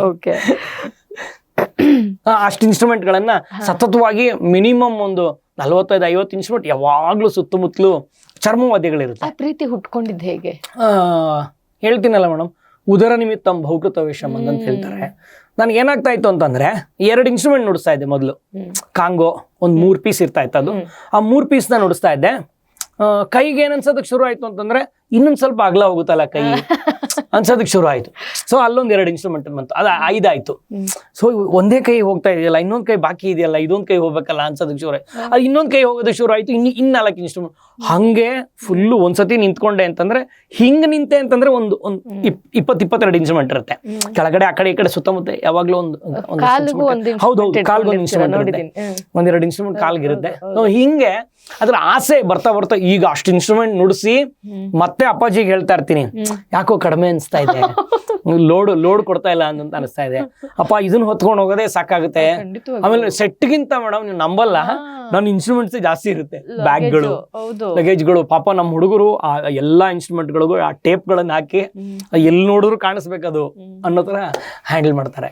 ಓಕೆ, ಅಂದ್ರೆ ಹೌದು, ಇವಾಗ ಬೆಂಗಳೂರು ಶೋ ಅಂದ್ರೆ ಓಕೆ, ಇಲ್ಲಿಂದ ಮನೆಯಿಂದ ಆಟೋ ಮಾಡ್ಕೊಂಡು ಹೋಗ್ತೀರಾ. ಓಕೆ, ಬೇರೆ ರಾಜ್ಯಗಳಲ್ಲಿ ಅಥವಾ ಬೇರೆ ರಾಜ್ಯಗಳಿಗೂ ತಗೊಂಡ್ ಹೋಗ್ತಾರೆ ಟ್ರೈನ್ ಅಲ್ಲಿ. ಅದಕ್ಕೆ ಅಂತಾನೆ ಒಂದು ಸ್ಪೇಸ್ ನ ಮಾಡ್ಕೊಂಡು ಹುಡುಗರು ಪಾಪ ಎಲ್ಲಾ ಇನ್ಸ್ಟ್ರೂಮೆಂಟ್ ಗಳನ್ನು ಅಲ್ಲಿ ಆ ಜವಾಬ್ದಾರಿ ತಗೊಂಡು ಬರೆದಿಟ್ಕೊಂಡು ತಗೊಂಡ್ ಹೋಗ್ತಾರೆ. ಯಾಕಂದ್ರೆ ಅವ್ರಿಗೇನು ಅಂತಂದ್ರೆ ಆಮೇಲೆ ಬೇರೆ ರಾಜ್ಯಗಳಲ್ಲಿ ಏನಾಗುತ್ತೆ ಗೊತ್ತಾ ಮೇಡಮ್, ಈ ತರದೊಂದು ವಿಚಿತ್ರವಾದಂತ ವ್ಯಕ್ತಿನ ನೋಡಿದಾಗ ಹಾಡ್ತಾನೆ, ನುಡಿಸ್ತಾನೆ, ಅಷ್ಟು ಆ ಇನ್ಸ್ಟ್ರೂಮೆಂಟ್ ಗಳನ್ನ ಬಳಸ್ತಾನೆ, ಅದೇ ಪ್ಲಸ್ ಆಗಿ ಕನ್ವರ್ಟ್ ಆಗತ್ತೆ. ಮನೇಲಿ ಇರ್ತೀರಾ ಅಂತ ಇಟ್ಕೊಳ್ಳಿ, ನೀವು ಬಿಸಿ ಯಾವಾಗ್ಲೂ ಗೊತ್ತಿದೆ ನನಗೆ. ಫ್ರೀ ಇದ್ದಾಗ ನಿಮ್ಮ ಹವ್ಯಾಸಗಳು, ಹಾಬೀಸ್ ಅಂದ್ರೆ? ಜಾಸ್ತಿ ಬರೀತೀನಿ ಮೇಡಮ್, ಬರೀತೀನಿ, ಜಾಸ್ತಿ ಓದ್ತೀನಿ. ಓದೋದ್ರ ಜೊತೆಗೆ ಇತ್ತೀಚಿನ ದಿನಗಳಲ್ಲಿ ನನ್ನ ಮಗಳು ಬೇರೆ ಜಾಯಿನ್ ಆಗ್ಬಿಟ್ಟಿದ್ದಾಳೆ. ಅವಳಿದ್ಲು ಅಂತಂದ್ರೆ ಅವಳು ಇಬ್ರು ಜೊತೆಗೆ ಸೇರ್ಕೊಂಡು ಹಾಡುಗಳನ್ನ ಬರಿತೀವಿ. ಅವಳು ಹಾಡೋದಕ್ಕೆ ಶುರು ಮಾಡ್ಬಿಟ್ಟಿದ್ದಾಳೆ. ಅವಳೇ ಏನಾದ್ರು ಹಾಡಲು ಅಂದ್ರೆ ಚೆನ್ನಾಗಿದೆ ಪಾಪ, ಇದನ್ನ ಬರೆಯೋ, ಇದನ್ನ ಹಾಡೋ ನೀನು ಅಂತ ಹೇಳಿದ್ರೆ ಅವಳೊಂದಷ್ಟು ಹೇಳ್ತಾಳೆ. ನಾನು ಒಂಚೂರು ಒಂದು ಲೈನ್ ಹಾಕೊಟ್ಟೆ ಅಂತಂದ್ರೆ ಪಾಪ ಇದೊಂದು ಚೆನ್ನಾಗಿರುತ್ತೆ ನೋಡು, ಆಮೇಲೆ ಇದು ಬೇಡ ಅಮ್ಮ, ಇದು ಸರಿ ಇಲ್ಲ ಅಂತಂದ್ರೆ ಅದು ನಿನ್ ಬೇಡ, ನಿನಗ್ ಬೇಡ, ಇದು ನನಗ್ ಬೇಕು ಅಂತ ಹೇಳ್ಬಿಟ್ಟು ಏನಾದ್ರು ನಾವು ಈಗ ಸ್ಕೂಲ್ ಬಗ್ಗೆ ಹೇಳಿದ್ವಿ ಅಂತ ಇಟ್ಕೊಳ್ಳಿ, ಸ್ಕೂಲ್ ಬಗ್ಗೆ ಸಾಹಿತ್ಯ ಬರೆದ್ವಿ ಇಬ್ರು ಸೇರ್ಕೊಂಡು. ಹಿಂಗೆ ಸ್ಕೂಲ್ಗೆ ಹೋಗ್ಲಿಲ್ಲ ಅಂತಂದ್ರೆ ನೀನ್ ಸ್ಕೂಲ್ಗೆ ಹೋಗೋದಕ್ಕೆ ನಿನ್ ಬೇಜಾರು, ಅದಕ್ಕೆ ನೀನ್ ಚಕ್ಕರ್ ಆಗ್ತೀಯಾ ಅಂತ ಬರ್ದ್ವಿ ಲಿರಿಕ್ಸ್. ಬರ್ದಿದ ತಕ್ಷಣ ಎಸ್ ಚೆನ್ನಾಗಿದೆ, ಸ್ಕೂಲ್ ರಜೆ ಇದ್ರೆ ಮಜಾ ಮಾಡ್ಬೋದು ಅಂತ. ನೀನ್ ಸ್ಕೂಲ್ಗೆ ಹೋಗ್ಲಿಲ್ಲ ಅಂತಂದ್ರೆ ನೀನ್ ಫೇಲ್ ಆಗ್ತೀಯಾ ಅಂತ ಅಂದ್ಬಿಟ್ಟು ಬರ್ದ್ರೆ ಅದು ನೀನ್ ಬರ್ಕೋ, ನೀನ್ ಇಟ್ಕೋ, ಅದನ್ನ ಇದ್ ನಾನ್ ಇಟ್ಕೋತೀನಿ ಅಂತ ಅಂದ್ಬಿಟ್ಟು ಅವಳು ಆ ಖುಷಿ ಕೊಡೋದು ಅವಳು ಇಟ್ಕೋತಾಳೆ, ನಾವು ಪಾಠ ಮಾಡೋದಿಲ್ಲ, ನಾವ್ ಇಟ್ಕೋಬೇಕು. ಹಿಂಗೆ ಇಬ್ರು ಸಾಹಿತ್ಯಗಳನ್ನ ಬರ್ಕೋತಾ ಇರ್ತೀವಿ, ಓದ್ತಾ ಕೂತ್ಕೋತೀನಿ. ಇಲ್ಲ ಆಲ್ಮೋಸ್ಟ್ ಮೇಡಮ್ ಬಿಸಿ ಇದ್ದೇ ಇರ್ತೀನಿ, ಹೆಚ್ಚಾಗಿ ಬರೀತೀನಿ ಮೇಡಮ್. ಓಕೆ ಸರ್, ನಿಮ್ಗೆ ಇವಾಗ ನೀರ್ ಕುಡ್ಸಕ್ ಇಬ್ರಿಬ್ರು ಇದಾರೆ, ಒಂದು ಗಾರ್ಗಿ, ಒಂದು ನಯನ. ಜಾಸ್ತಿ ನೀರ್ ಕುಡ್ಸೋರು ಯಾರು? ಇಲ್ಲ ಮೇಡಮ್, ಇಬ್ರು ಕುಡಿಸ್ತಾರೆ, ಇಬ್ರು ಕಾಂಪಿಟೇಷನ್ ಮೇಲೆ ಕುಡಿಸ್ತಾರೆ. ಆಮೇಲೆ ಸ್ಟ್ರಿಕ್ಟ್ ಆರ್ಡ್ರು, ಹೆಂಗೆ ಆಗ್ಬೇಕು ಅಂತ ಹೇಳಿ ಇಷ್ಟೊತ್ತಿಗೆ ಮನೇಲಿ. ಯಾಕೆ ಅಂತಂದ್ರೆ ಅವ್ರಿಗೆ ಏನಾಗ್ಬಿಟ್ಟಿದೆ ಅಂತಂದ್ರೆ ಮೇಡಮ್, ಹೊರಗಡೆ ಇದ್ದೆ ಅಂತಂದ್ರೆ ನಾನು ದುಡಿಯೋ ಓಟ, ಆಮೇಲೆ ಸ್ನೇಹಿತರು ಬಳಗ ಇದ್ದಾಗ ಏನಾಗೋಗುತ್ತೆ ಅಂತಂದ್ರೆ ಅವ್ರಿಗೆ ಸಹಾಯ ಮಾಡ್ಬೇಕಾಗುತ್ತೆ. ರಂಗಭೂಮಿಲಿ ಇದೀನಿ ಅಂದಿದ ತಕ್ಷಣ ಯಾರೋ ಸ್ಟೇಜ್ ಅಲ್ಲಿ ಒಂದು ಬ್ಲಾಂಕ್ ಬಂದಿದ ತಕ್ಷಣ ರಾಜ ಎಲ್ಲಿದಾನ ಅಂತ ಹುಡ್ಕಾಡ್ತಾರೆ. ಇಮಿಡಿಯೇಟ್ ಸ್ಟೇಜಿಗೆ ಕರೀತಾರೆ. ಸೊ ಹಿಂಗಾಗ್ತದಲ್ಲ ಅಂತಂತ ಹೇಳಿ ಒಂದಷ್ಟು ಅವ್ರಿಗೇನು ಅಂತಾರೆ ಜಾಸ್ತಿ ಸ್ಟ್ರೆಸ್ ಮಾಡ್ಕೋತಾರೆ, ಸುಸ್ತಾಗ್ತಾರೆ ಅನ್ನೋ ಉದ್ದೇಶಕ್ಕೆ ಅಷ್ಟು ಪ್ರೀತಿ ಮಾಡ್ತಾರೆ. ಬೈಸ್ಕೊಳ್ಳೋದು ಯಾರ ಹತ್ರ, ಮಗಳ ಹೆಂಡತಿನ? ಜಾಸ್ತಿ ಇಲ್ಲ, ಇಬ್ರು ಬೈತಾರೆ ಮೇಡಮ್. ಅಯ್ಯೋ ಸಿಕ್ಕಾಪಟ್ಟೆ ಬೈತಾರೆ, ಸಿಕ್ಕಾಪಟ್ಟೆ ರೇಗಿಸ್ತಾರೆ. ಆಯ್ತಾ, ಇಬ್ರುನು, ಗಾರ್ಗಿನೂ ಅಷ್ಟೇ, ನಯನಾನು ಅಷ್ಟೇ. ಇಬ್ಬರು ಒಂಥರ ವಿಚಿತ್ರ. ನಾವು 3 ಜನ ಇರೋದೇ ವಿಚಿತ್ರ ಮೇಡಮ್. ಓಕೆ. ಅಪ್ಪನ ಹತ್ರ ಪೆಟ್ ತಿಂದಿದ್ದು ಹೌದು, ಒಂದ್ಸತಿ ಹೊಡೆತ ತಿಂದಿದ್ದೀನಿ ಮೇಡಮ್. ಸ್ಕೂಲ್ ಡೇಸ್ ಬಿಟ್ಟು? ಇಲ್ಲ, ಸ್ಟೇಜ್ ಹತ್ತದಾಗ್ಲೇನೆ ಸ್ಟೇಜ್ ಮೇಲೆನೆ ಹೊಡೆದಿದ್ದಾರೆ. ಸ್ಟೇಜ್ ಅಲ್ಲಿ ಆಡಿಯನ್ಸ್ ಮುಂದೆ ಹೊಡೆದಿದ್ದಾರೆ ನಮ್ಮಪ್ಪ. ಬೈಡ್ ಅಂತ ಬಿಟ್ಟಿರೋದು ಏನಕ್ಕೆ ಅಂತಂದ್ರೆ, ಹತ್ತಿದ್ದೀನಿ, ಹತ್ತಿ ಎಲ್ಲೋ ಕುತ್ಕೊಂಡ್ಬಿಟ್ಟಿದ್ದೆ. ಒಂದು ಇನ್ಸ್ಟ್ರೂಮೆಂಟ್ನ ರೈಟ್ ನಮ್ಗೇನು ಅಂತಾರೆ ಎಲ್ರಿಗೂ ಅದಾಗುತ್ತೆ. ನಾವು ಲೆಫ್ಟ್ನ ಬೇಸ್ನ ನಾವು ಲೆಫ್ಟಿಗೆ ಬಳಸ್ತೀವಿ, ಶಾರ್ಪ್ನ ರೈಟಿಗೆ ಬಳಸ್ತೀವಿ. ಅದು ಕೆಲವೊಬ್ಬರಿಗೆ ಏನಾಗುತ್ತೆ ಅಂದ್ರೆ ರೈಟು ಬೇಸ್ ಇರ್ತದೆ, ಲೆಫ್ಟು ಶಾರ್ಪ್ ಇರುತ್ತೆ. ಹಿಂಗೆ ಎಕ್ಸ್ಚೇಂಜ್ ಆಗ್ತಾ ಇರ್ತದೆ ಕೈಗಳ ಮೇಲೆ ಡಿಪೆಂಡು. ನನ್ನ ಕೈ ಇದು ಎಡ, ಇದು ಬಲ ಇನ್ಸ್ಟ್ರೂಮೆಂಟು, ಅವು ಉಲ್ಟಾ ಇಟ್ಕೊಂಡ್ಬಿಟ್ಟಿದೆ. ನುಡಿಸ್ತಾ ಇದ್ದೀನಿ, ಅದು ಹಂಗೆ ಕೇಳಿಸ್ತಾನೆ ಇಲ್ಲ, ಅದು ಮಜಾನೇ ಕೊಡ್ತಾ ಇಲ್ಲ. ಯಾಕೆ ಮಜಾ ಕೊಡ್ತಾ ಇಲ್ಲ ಅಂತಂತ ನಮ್ಮಪ್ಪ ಅದನ್ನ ನೋಡಿದಾಗ ಒಂದು ಕಪ್ಪಾಳಕ್ ಬಿಟ್ಟಿದ್ರು. ಫಸ್ಟ್ ಇನ್ಸ್ಟ್ರೂಮೆಂಟ್ನ ಕಲ್ತ್ಕೋ, ಆಮೇಲೆ ಬೇಕಾದ್ರೆ ಇನ್ಸ್ಟ್ರೂಮೆಂಟ್ ನ ನುಡಿಸುವಂತೆ.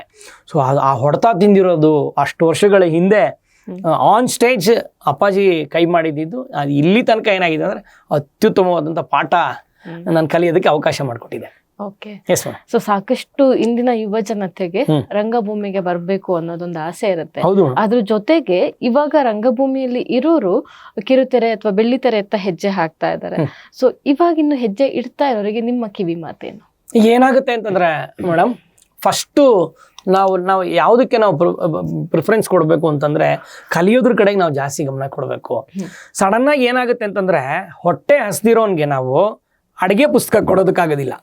ಆಯ್ತಾ, ಅಡುಗೆ ಪುಸ್ತಕನ ಅವ್ನು ಕೊಡೋದಕ್ಕಾಗೋದಿಲ್ಲ, ಅವ್ನಿಗೆ ನಾವು ಅನ್ನ ಕೊಡಬೇಕಾಗತ್ತೆ. ನಮ್ಮ ಹುಡುಗರಿಗೆ ಏನಾಗ್ತಾ ಇದೆ ಅಂತಂದ್ರೆ ಪುಸ್ತಕ ಕೊಡೋಂಥ ಯೋಚನೆಗೆ ಬಿದ್ದುಬಿಟ್ಟಿದ್ದಾರೆ. ಅಲ್ಲಿ ಪುಸ್ತಕ ಇದೆ, ಅಲ್ಲಿ ನೋಡ್ಕೊಂಡು ಮಾಡ್ಕೊಂಬಿಡಿ ಅಂತ. ಓಕೆನಾ, ಸಕ್ಕರೆ ಇಷ್ಟು ಇದನ್ನ ಹಾಕೊಳ್ಳಿ, ಉಪ್ಪು ಇಷ್ಟು ಇದನ್ನ ಹಾಕೊಳ್ಳಿ, ಅನ್ನಕ್ಕೆ 3 ನೀರು ಹಿಂಗೆ ಇಟ್ಕೊಂಡು ತಗೊಳ್ಳಿ. ಇಲ್ಲ, ಅವ್ನು ಹಸ್ದಿರ್ತಾನಲ್ಲ, ಅವನು ಇನ್ನು ಊಟ ಕೊಡಬೇಕು.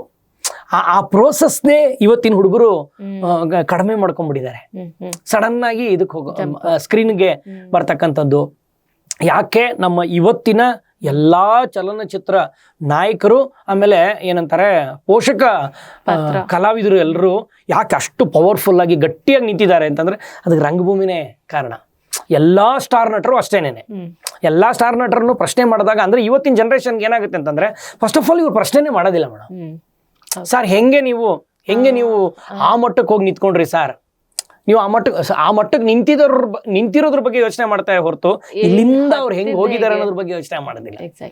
ನಮ್ಮ ಎಲ್ಲಾ ನಾಯಕ ನಟರು ಕೂಡ ರಂಗಭೂಮಿಯ ಬೇಸಿಂದಾನೆ ಹೆಚ್ಚಿಗೆ ಏನಂತಾರೆ ಗಟ್ಟಿಯಾಗಿ ನಿಂತಂತವ್ರು ಅವರೇನೆ. ಸೊ ಅದು ನಮ್ಮಲ್ಲಿ ಒಂಚೂರು ಕಡಿಮೆ ಆಗ್ತಾ ಇದೆ ಮೇಡಮ್. ಸೊ ನನ್ನ ಬಳಗದಲ್ಲಿ ಏನಾಗ್ತಾ ಇದೆ ಅಂತಂದ್ರೆ ಕಲಿದೇ ಹೋಗಂಗಿಲ್ಲ. ಆ ಉದ್ದೇಶಕ್ಕೆ ನಮ್ಮ ಯುವ ಜನತೆ ಸರ್ಕಲ್ ನನ್ನ ಜೊತೆ ಜಾಸ್ತಿ ಇರ್ತಾರೆ. ಸರ್, ಇವಾಗ ಸಾಕಷ್ಟು ಹೊಸ ಪ್ರೊಡಕ್ಷನ್ಗಳು ನಿಮ್ಮಿಂದ ಬರ್ತಾ ಇದೆ. ಸೊ ಹಾಗೆ ಮುಂದಿನ ಪ್ರೊಡಕ್ಷನ್ಗಳು ಹೇಗೆ, ಹಾಗೆ ಏನು ರಂಗಭೂಮಿಗೆ ಸೇರಕ್ಕೆ ಆಸೆ ಇರೋರು ನಿಮ್ಮನ್ನ ಹೇಗೆ ಸಂಪರ್ಕಿಸ್ಬೋದು? ನನ್ನ ಕಾಂಟ್ಯಾಕ್ಟ್ ನಂಬರ್ ನೀವೇನಾದ್ರು ಡಿಸ್ಪ್ಲೇ ಮಾಡ್ತೀರ ಡಿಸ್ಪ್ಲೇ ಮಾಡ್ಬೋದು, ಅಥವಾ ನಾನು ಕಾಂಟ್ಯಾಕ್ಟ್ ನಂಬರ್ನ ಕೊಡು ಅಂತಂದ್ರೆ ನಾನು ಕೊಡ್ತೀನಿ. ನನ್ನ ಮೊಬೈಲ್ ನಂಬರ್ ಬಂದು 9964140723 ನನ್ನ ನಂಬರು. ಈ ನಂಬರ್ಗೆ ನೀವು ಯಾವ ಟೈಮಲ್ಲಿ ಬೇಕಾದ್ರೂ ಫೋನ್ ಮಾಡ್ಬೋದು. ರಂಗಭೂಮಿಲಿ ಆಸಕ್ತಿ ಇರ್ತಕ್ಕಂಥವ್ರು ಈ ಸಂಖ್ಯೆಗೆ ಫೋನ್ ಮಾಡಿ. ರವೀಂದ್ರ ಕಲಾಕ್ಷೇತ್ರದಲ್ಲಿ ಆಲ್ಮೋಸ್ಟ್ ನಾನು ಹೆಚ್ಚಾಗಿರ್ತೀನಿ ದಿನಾ ಸಾಯಂಕಾಲಗಳು. ಆಮೇಲೆ ಪಾಪ ತುಂಬ ದೂರದಿಂದ ಏನು ಮಾಡ್ತಾರೆ ಅಂತಂದರೆ ನಾವು ಆ್ಯಕ್ಟ್ ಮಾಡಬೇಕು ಅಂತಂತ ಹೇಳಿ ಪಾಪ ಬೀದರು, ಗುಲ್ಬರ್ಗ, ಉತ್ತರ ಕರ್ನಾಟಕದಿಂದ ಫೋನ್ ಮಾಡ್ತಾರೆ. ಅವ್ರಿಗೆ ಗೊತ್ತಿರೋದಿಲ್ಲ ತಾಲಿ ಮೇಲೆ ನಡೀತಕ್ಕಂಥದ್ದು ಬೆಂಗಳೂರಲ್ಲಿ ಅಂತಂತೇಳಿ. ಅವ್ರು ನಾಟಕ ಕರೆದಿದಾರಲ್ಲ ಅಂತಂದ್ಬಿಟ್ಟು ಬರೋದಕ್ಕೆ ರೆಡಿ ಇರ್ತಾರೆ. ಆದರೆ ಇಲ್ಲಿ ಬೆಂಗಳೂರಿನ ಸುತ್ತಮುತ್ತಲ ಇರ್ತಕ್ಕಂಥವ್ರು ಅಥವಾ ಬೇರೆ ರಾಜ್ಯಗಳಿಂದ ಬೇರೆ ಊರುಗಳಿಂದ ಬಂದು ಇಲ್ಲಿ ದುಡಿಮೆನ ಶುರು ಮಾಡಿ ರಂಗಭೂಮಿಲಿ ಅಭಿನಯಿಸ್ತಕ್ಕಂಥವ್ರು ನನ್ನನ್ನು ಸಂಪರ್ಕ ಮಾಡ್ಬೋದು. ಮುಂದಿನ ಪ್ರೊಡಕ್ಷನ್ಗಳ ಬಗ್ಗೆ ಕೇಳಿದ್ರಿ ಮೇಡಮ್, ಈಗಾಗಲೇ ನಾನು ಮಹಿಳಾ ಪ್ರಧಾನಗಳ ನಾಟಕಗಳನ್ನು ಮಾಡಿರ್ತಕ್ಕಂಥ ವ್ಯಕ್ತಿ ಆಗಿರೋದ್ರಿಂದ ಈ ಏಪ್ರಿಲ್ಗೆ ರೌದ್ರಗಣ ಅಂತಂತ ಹೇಳಿ ಒಂದು ಪ್ರೊಡಕ್ಷನ್ನ ತರ್ತಾ ಇದ್ದೀನಿ ಮೇಡಮ್. ನಾನು ನಯನ ಸೇರಿ ತರ್ತಾ ಇದ್ದೀವಿ. ಇವತ್ತಿನ ನಿರಂತರ ಅತ್ಯಾಚಾರಗಳ ವಿರುದ್ಧ, ಹೆಣ್ಮಕ್ಳ ಮೇಲೆ ಆಗ್ತಕ್ಕಂತಹ ಶೋಷಣೆಯ ದೌರ್ಜನ್ಯದ ವಿರುದ್ಧ ಪ್ರಶ್ನೆ ಮಾಡ್ತಕ್ಕಂಥ ನಾಟಕ ರೌದ್ರಗಣ ಅಂತೇಳಿ. ರೌದ್ರಗಣ ನನಗನ್ಸೋ ಪ್ರಕಾರ ಒಂದು 6 ಭಾಷೆಗಳಲ್ಲಿ ತಯಾರಾಗ್ತಾ ಇರ್ತಕ್ಕಂತಹ ನಾಟಕ. ಏಪ್ರಿಲ್ 30ಕ್ಕೆ ಬರಬೇಕು ಅಂತಕ್ಕಂತಹ ಒಂದು ಯೋಚನೆಯಲ್ಲಿದ್ದೀವಿ. ಹೈದರಾಬಾದು, ಆಮೇಲೆ ತೆಲಂಗಾಣ, ಕಲ್ಕತ್ತಾ, ಮುಂಬೈ, ದೆಹಲಿ, ರಾಜಸ್ಥಾನ್, ಪಂಜಾಬ್ ತನಕ ಹಿಂಗೆ ರೂಟ್ ಮ್ಯಾಪ್ ಇದೆ ಅನ್ಸುತ್ತೆ. ನೈನಿಂಗೆ ಅದರ ಡೀಟೇಲ್ಸ್ಗಳು ಗೊತ್ತಿದೆ. ಸೊ ನಾಟಕವನ್ನು ತಯಾರು ಮಾಡ್ತಕ್ಕಂತಹ ಇದು ಏನಂತಾರೆ ಹೊಣೆ ನನ್ನದಾಗಿರೋದ್ರಿಂದ ಅದ್ರ ಬಗ್ಗೆ ಮಾತ್ರ ನಾನು ನಿಮಗೆ ಸ್ಪಷ್ಟತೆಯನ್ನು ಕೊಡ್ತಾ ಇದ್ದೀನಿ. ರೌದ್ರಗಣ ಅಂತಂತೇಳಿ ರಂಗಭೂಮಿಲಿ ಇದೊಂದು ವಿಚಿತ್ರವಾದಂಥ ಬೆಳವಣಿಗೆನ ಪಡ್ಕೊಳ್ಳೋದ್ರಲ್ಲಿ ಆಶ್ಚರ್ಯನೇ ಇಲ್ಲ ಮೇಡಮ್. ಓಕೆ ಸರ್, ಇದು ಇಷ್ಟೊತ್ತು ನಮ್ಮ ಡಿಜಿಟಲ್ಗೆ ಆಗಮಿಸಿ ಸಾಕಷ್ಟು ಅನುಭವದ ಮಾತುಗಳನ್ನ ಹಂಚ್ಕೊಂಡಿದ್ದೀರಾ. ನಿಮ್ ಜೊತೆ ಮಾತಾಡಿ ಬಹಳ ಸಂತೋಷ ಆಯ್ತು. ನಿಮ್ಗೆ ಏನ್ ಇವಾಗ ಪ್ರಶಸ್ತಿಗಳು ಅಥವಾ ಸನ್ಮಾನಗಳು ಸಂದಿದೆ, ಇನ್ನು ದುಪ್ಪಟ್ಟಾಗ್ಲಿ ಇವೆಲ್ಲವೂ. ರಂಗಭೂಮಿಗೆ ನೀವು ದಂಪತಿಗಳ ಸೇವೆ ಇನ್ನು ಹೀಗೆ ಮುಂದುವರಿತಾ ಇರ್ಲಿ. ನಿಮ್ ಮಗಳು ಗಾರ್ಗಿ ಇವಾಗ್ಲೇ ಸ್ಟೇಜ್ ಹತ್ತಿದ್ದಾಳೆ. ಅವಳು ಒಂದು ಮುಂದೆ ದೊಡ್ಡ ಕಲಾವಿದೆಯಾಗಿ ಅಥವಾ ನಿರ್ದೇಶನದಲ್ಲಾಗ್ಲಿ ಮಿಂಚ್ಲಿ, ನಮ್ಮೆಲ್ಲರ ಹಾರೈಕೆ. ಬಹಳ ಖುಷಿ ಆಯ್ತು ಸರ್. ಥ್ಯಾಂಕ್ ಯು ಮೇಡಮ್, ಧನ್ಯವಾದಗಳು. ಸಮಸ್ತ ಸಂಯುಕ್ತ ಕರ್ನಾಟಕದ ಹಿನ್ನೆಲೆಯಲ್ಲಿ ಕೆಲಸ ಮಾಡ್ತಿರ್ತಕ್ಕಂಥ ಅಂದರೆ ಏನು ಛಾಯಾಗ್ರಾಹಕರಿಂದ ಹಿಡಿದು ನಮ್ಮ ಮೈಕ್ಗಳನ್ನೆಲ್ಲ ನೋಡ್ತಕ್ಕಂಥವ್ರು, ಆಮೇಲೆ ಎಡಿಟಿಂಗ್ ಟೇಬಲ್ ಮೇಲೆ ಕೂತ್ಕೊಳ್ತಕ್ಕಂಥವ್ರು ಎಲ್ರಿಗೂ ಅನಂತ ಧನ್ಯವಾದಗಳನ್ನು ಅರ್ಪಿಸೋದಕ್ಕೆ ಇಚ್ಛೆ ಪಡ್ತಾ ಇದ್ದೀನಿ. ನಮಸ್ಕಾರ ಸರ್. ಇನ್ನಷ್ಟು ಯಶಸ್ಸು ನಿಮ್ದಾಗ್ಲಿ. ಕೊನೆಯದಾಗಿ ನಮ್ಮ ವೀಕ್ಷಕರಿಗೋಸ್ಕರ ಒಂದು ಗೀತೆಯೊಂದಿಗೆ ಈ ಕಾರ್ಯಕ್ರಮವನ್ನ ಮುಗಿಸೋಣ. ಚಂದ್ರಕಾಳಿ ಸೀರಿ ಉಟ್ಟ ನಿಂದ್ರವಲ್ಲಿ ನೆಲದ ಮ್ಯಾಲ, ದಂಗಡ ಬಂಗಡ ಎದ್ದ ನೀನು ಹೊಂಟಿಯಲ್ಲ, ನನ್ನ ಚಿತ್ತದಾಗ ಆಗಿ ವಾದಿ ದಾಖಲ್ಲ, ಇಂಥ ಹುಡುಗಿ ಮ್ಯಾಲ ಬಿದ್ದಾವ ನಮ್ಮ ಕ್ಯಾಲ, ಸುತ್ತಮುತ್ತ ಯಾರೂ ಇಲ್ಲ ಹಿಂಗ ಬಿಲ್ಕುಲ್ಲ. ಹೆಂಗಾರ ಬಾರ ಹುಡುಗಿ ಕಂಗಾಲಾಗಿನ, ಹೆಂಗಾರ ಬಾರ ಹುಡುಗಿ ಕಂಗಾಲಾಗಿನ, ಕಾಡುಗಲ್ಲಿನಂತ ಹುಡುಗ ಸೋತಿದ್ದಿಲ್ಲ ಯಾರ್ಯಾರಿಗೂ, ಮಾತು ಬ್ಯಾರೆ ಈಗ ಆಗಿ ಹೋತಲ್ಲ, ಈ ಕಾಡುಗಲ್ಲು ಕರ್ಗಿಸನಿ ಬಂದೀತಲ್ಲ, ಕತ್ತಿ ಹಂಗ ನಿನ್ನ ಸುತ್ತ ಸುಳಿದಿತ್ತಲ್ಲ, ಕತ್ತಿ ಹಂಗ ನಿನ್ನ ಸುತ್ತ ಸುಳಿದಿತ್ತಲ್ಲ, ಹಸಿವು ನಿದ್ದೆ ಪರ್ವೆ ಈಗ ಯಾವ್ಯಾವ್ದಿಲ್ಲ, ಹೆಂಗಾರ ಬಾರ ಹುಡುಗಿ ಕಂಗಾಲಾಗಿನ, ಹೆಂಗಾರ ಬಾರ ಹುಡುಗಿ ಕಂಗಾಲಾಗಿನ, ನಿನ್ನ ರೂಪ ನೋಡಿ ನಮ್ಮ ತಾಪ ಏರಿದಾವ, ಮತ್ತ ಮೈಯಾಗಿನ ಸೊಕ್ಕು ಉಕ್ಕಿ ಹರಿದಾವಲ್ಲ, ಆಜು ಬಾಜು ನಡೆಯೋದೇನು ಕಬರೇ ಇಲ್ಲ, ಬರಿ ಬೆನ್ನ ಹಿಂದೆ ಕಣ್ಣು ಹರಿದಾವಲ್ಲ, ಬರಿ ಬೆನ್ನ ಹಿಂದೆ ಕಣ್ಣು ಹರಿದಾವಲ್ಲ, ನೀ ಯಾರು ಎಂತ ಹುಡುಗಿ ಅಂತ ಅರಿತಾವಲ್ಲ, ಹೆಂಗಾರ ಬಾರ ಹುಡುಗಿ ಕಂಗಾಲಾಗಿನ, ಹೆಂಗಾರ ಬಾರ ಹುಡುಗಿ ಕಂಗಾಲಾಗಿನ, ಬಡವರು ಹುಡುಗ ಹೆಂಗಂತ ಬೆಡಗಿ ನನ್ನ ಬಿಡಬ್ಯಾಡ, ಕಡ್ದು ತರವೆ ಹೇಳಿದಾರ ಆ ಮುಗಿಲ, ದುಡ್ದ ತೆಗೆದ ತೋರಿಸ್ತುನು ನಿನಗ ಸ್ವರ್ಗ ಬಾಗಿಲ, ಬಡವರು ಹುಡುಗ ಹೆಂಗಂತ ಬೆಡಗಿ ನನ್ನ ಬಿಡಬ್ಯಾಡ, ಕಡ್ದು ತರವೆ ಹೇಳಿದಾರ ಆ ಮುಗಿಲ, ದುಡ್ದ ತೆಗೆದ ತೋರಿಸ್ತುನು ನಿನಗ ಸ್ವರ್ಗ ಬಾಗಿಲ, ಹಿಡ್ದ ಹಠ ಎಂದು ನಾ ಬಿಟ್ಟಿಲ್ಲ, ಹಿಡ್ದ ಹಠ ಎಂದು ನಾ ಬಿಟ್ಟಾವಲ್ಲ, ನಿನ್ನ ಬ್ಯಾರೆ ಯಾರ ಮದ್ವಿಯಾದ್ರ ಅವ ಉಳಿಯೋದಿಲ್ಲ,